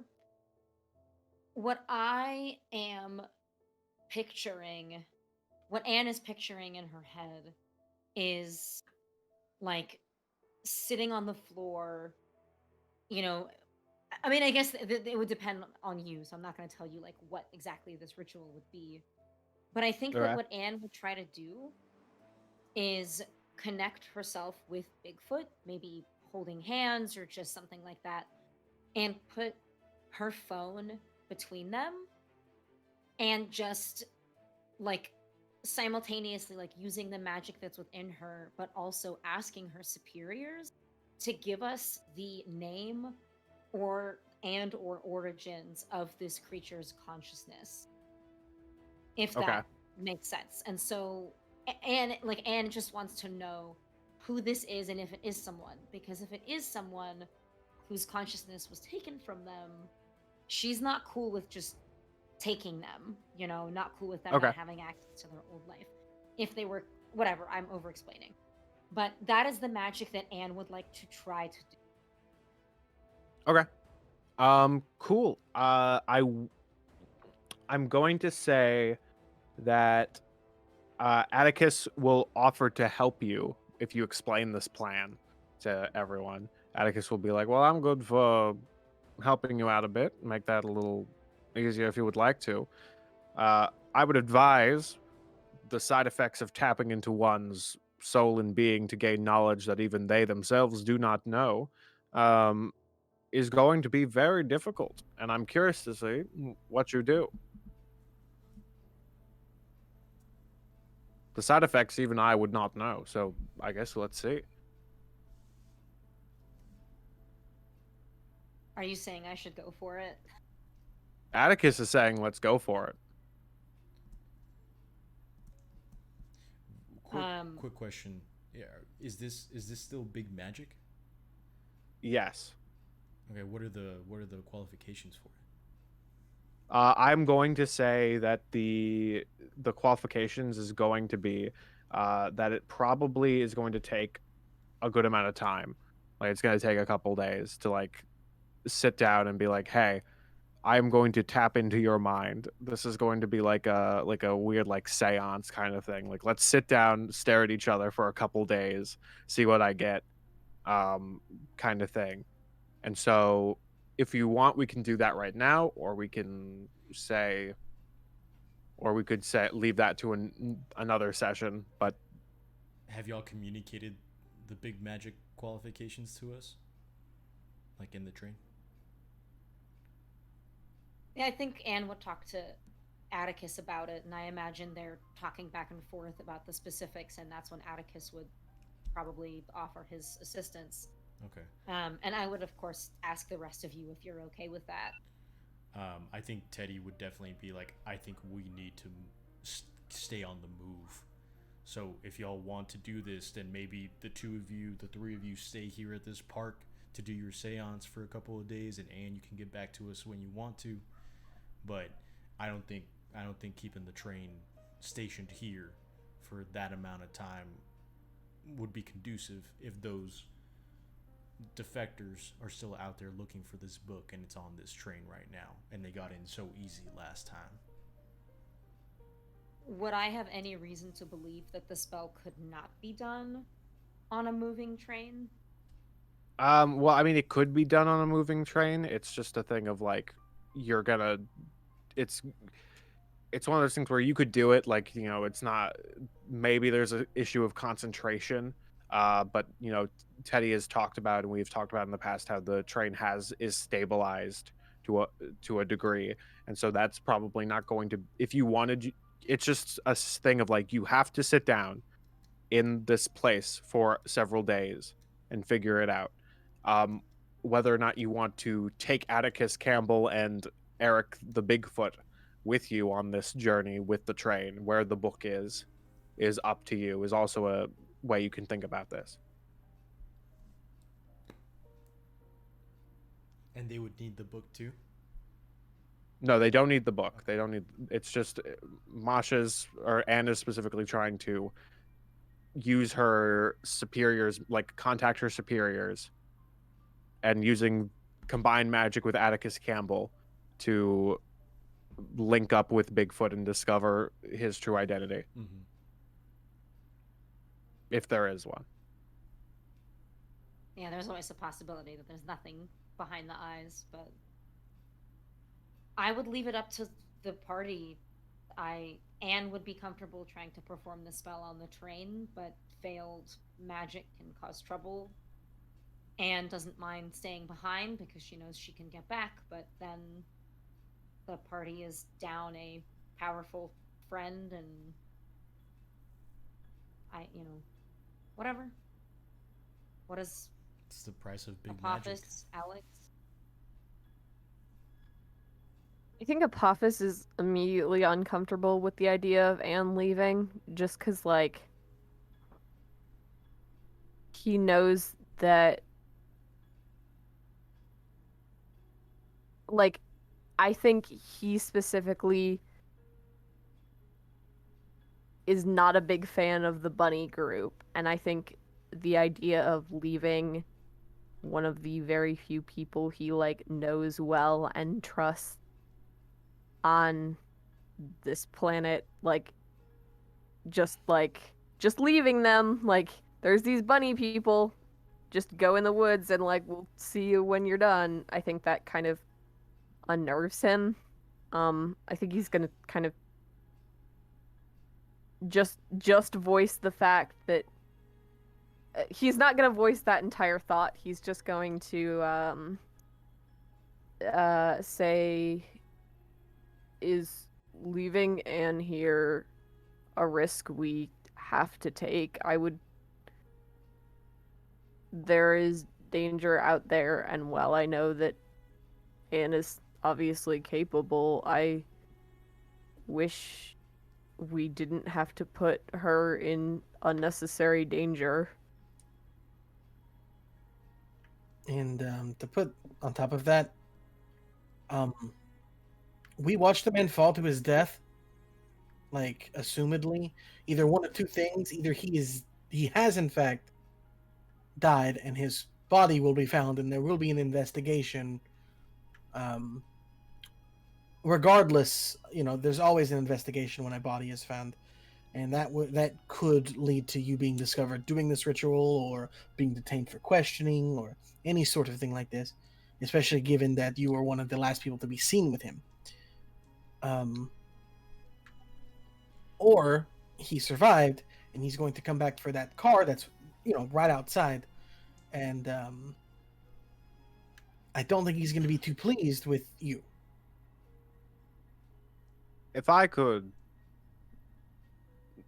budge in for a second, offer an alternative, I could potentially take our furry friend and take him back to my loyal boys, and we can do our own work and discover his identity in a slower way, mind you, maybe not as big as your ritual would entail.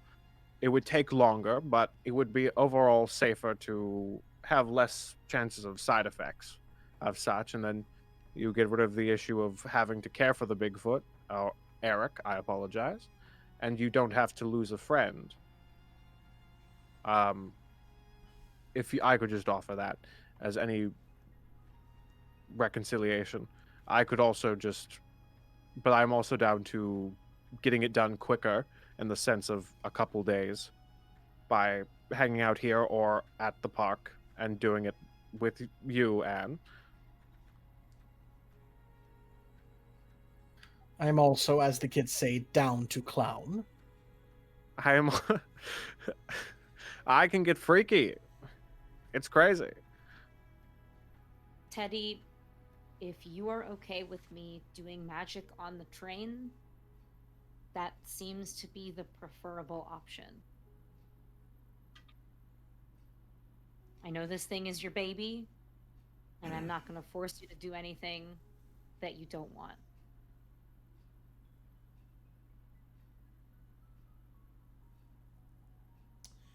I'd say we choose fast and make and lickety split.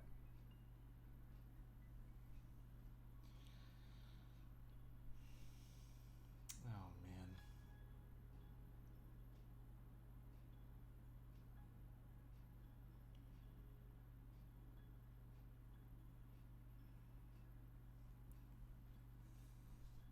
And I don't want you to take this the wrong way, but magic is something that I can't control. And there are things in this train that are dangerous if they're not controlled well. And even if this was for any other kind of spell, any other kind of thing, I would not want it to be done on my train. Unless it was something that you could guarantee me you'd be able to control and would not put us all in danger.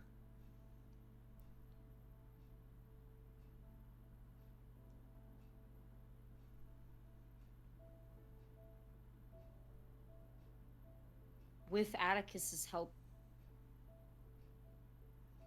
the chances for success are at their highest, but it's never 100% with magic, just like it's never 100% when you make your gadgets. But there's a difference. I understand. I disagree. But it's our wheel. The magic that you're trying to call down, that you're trying to use, is one that's not. It's not Alex's blood magic that happens in a moment. It's a magic that requires time. The two of you have just spoken about how much time it takes, which means that is powerful shit. That's something that cannot be played with. And we are right now in a situation where we have to run, because there is a whole mob of people out there looking for this book who are able to get into this train, which I thought was going to be a safe haven for us. I'm going to turn to Atticus and I'm going to say, if you take Bigfoot with you to your, as you say, loyal friends, can I come with you? Just until we know who he is, and then I'll leave you alone. I mean, if you would like to. It's one of those things where my order is very particular of who is allowed in our ranks or in our places. I think if I would like to offer, I think it would probably be best if you all stick together, and I take Eric, and I will contact you later with my results in a couple of weeks. At this point, unless Eric has anything specific to say, Atticus has given us no reason to doubt him. I mean, honestly, seems like a cool guy. He talks kind of funny. But I mean, honestly, I'm very tired. This was a draining day. It was. Found a cool T-shirt though, and he holds up a "If the Shoe Fits" shirt. And somehow it fits him? Weird. It's Like you know, bottom of the it's weird. barrel, If this was a extra, shoe, extra it would large. fit weirdly well. Anyway, I think Anne is like visibly upset, but she turns to Atticus and she says, "My loyalties, what I would leave is not worth leaving for this. So take him, but if we don't hear back from you, I will personally make sure you get back to us, okay?" I will. Hopefully, you won't live to regret it. And he bows, and he goes over to where like the pile of like where his wet clothes are, and he pulls out the keys to a van, and he's like, "I took these off of those weird boys with weird cameras. We'll take the van since they have my hat. Don't Yeah. worry, we'll get there safe." Okay, And he motions to the door and lets Eric walk out as they leave. And he's like, "Let's hope they're. I guess it's weird to say, but I guess let's hope there is more to come. Good things, that is." Take care of As yourself. Eric is like, "Dude, it's been great. You guys are like kind of the coolest people I've ever met, and I've like only met you guys." And they walk away. I make sure to get all of Atticus's contact information before he goes. Yes, he gives you a business card that says Great. Atticus Campbell, the Great Disapiro. It has a crossword puzzle on the back. That's like find the address, and then it has a phone number that is 919 magic this way. And I think that Anne would make a show of calling it to make sure that Atticus's phone like rings. Mm-hmm. Okay. Well, Atticus pulls out a Nokia phone, and he Rick. yes, and he and he holds it up to his ear, and he's like, "Hello." Good. Click. Okay. Modern And phones don't Atticus, click, but you get the idea. yep, and you see Atticus and Eric get into the "If the Shoe Fits" van and drive away.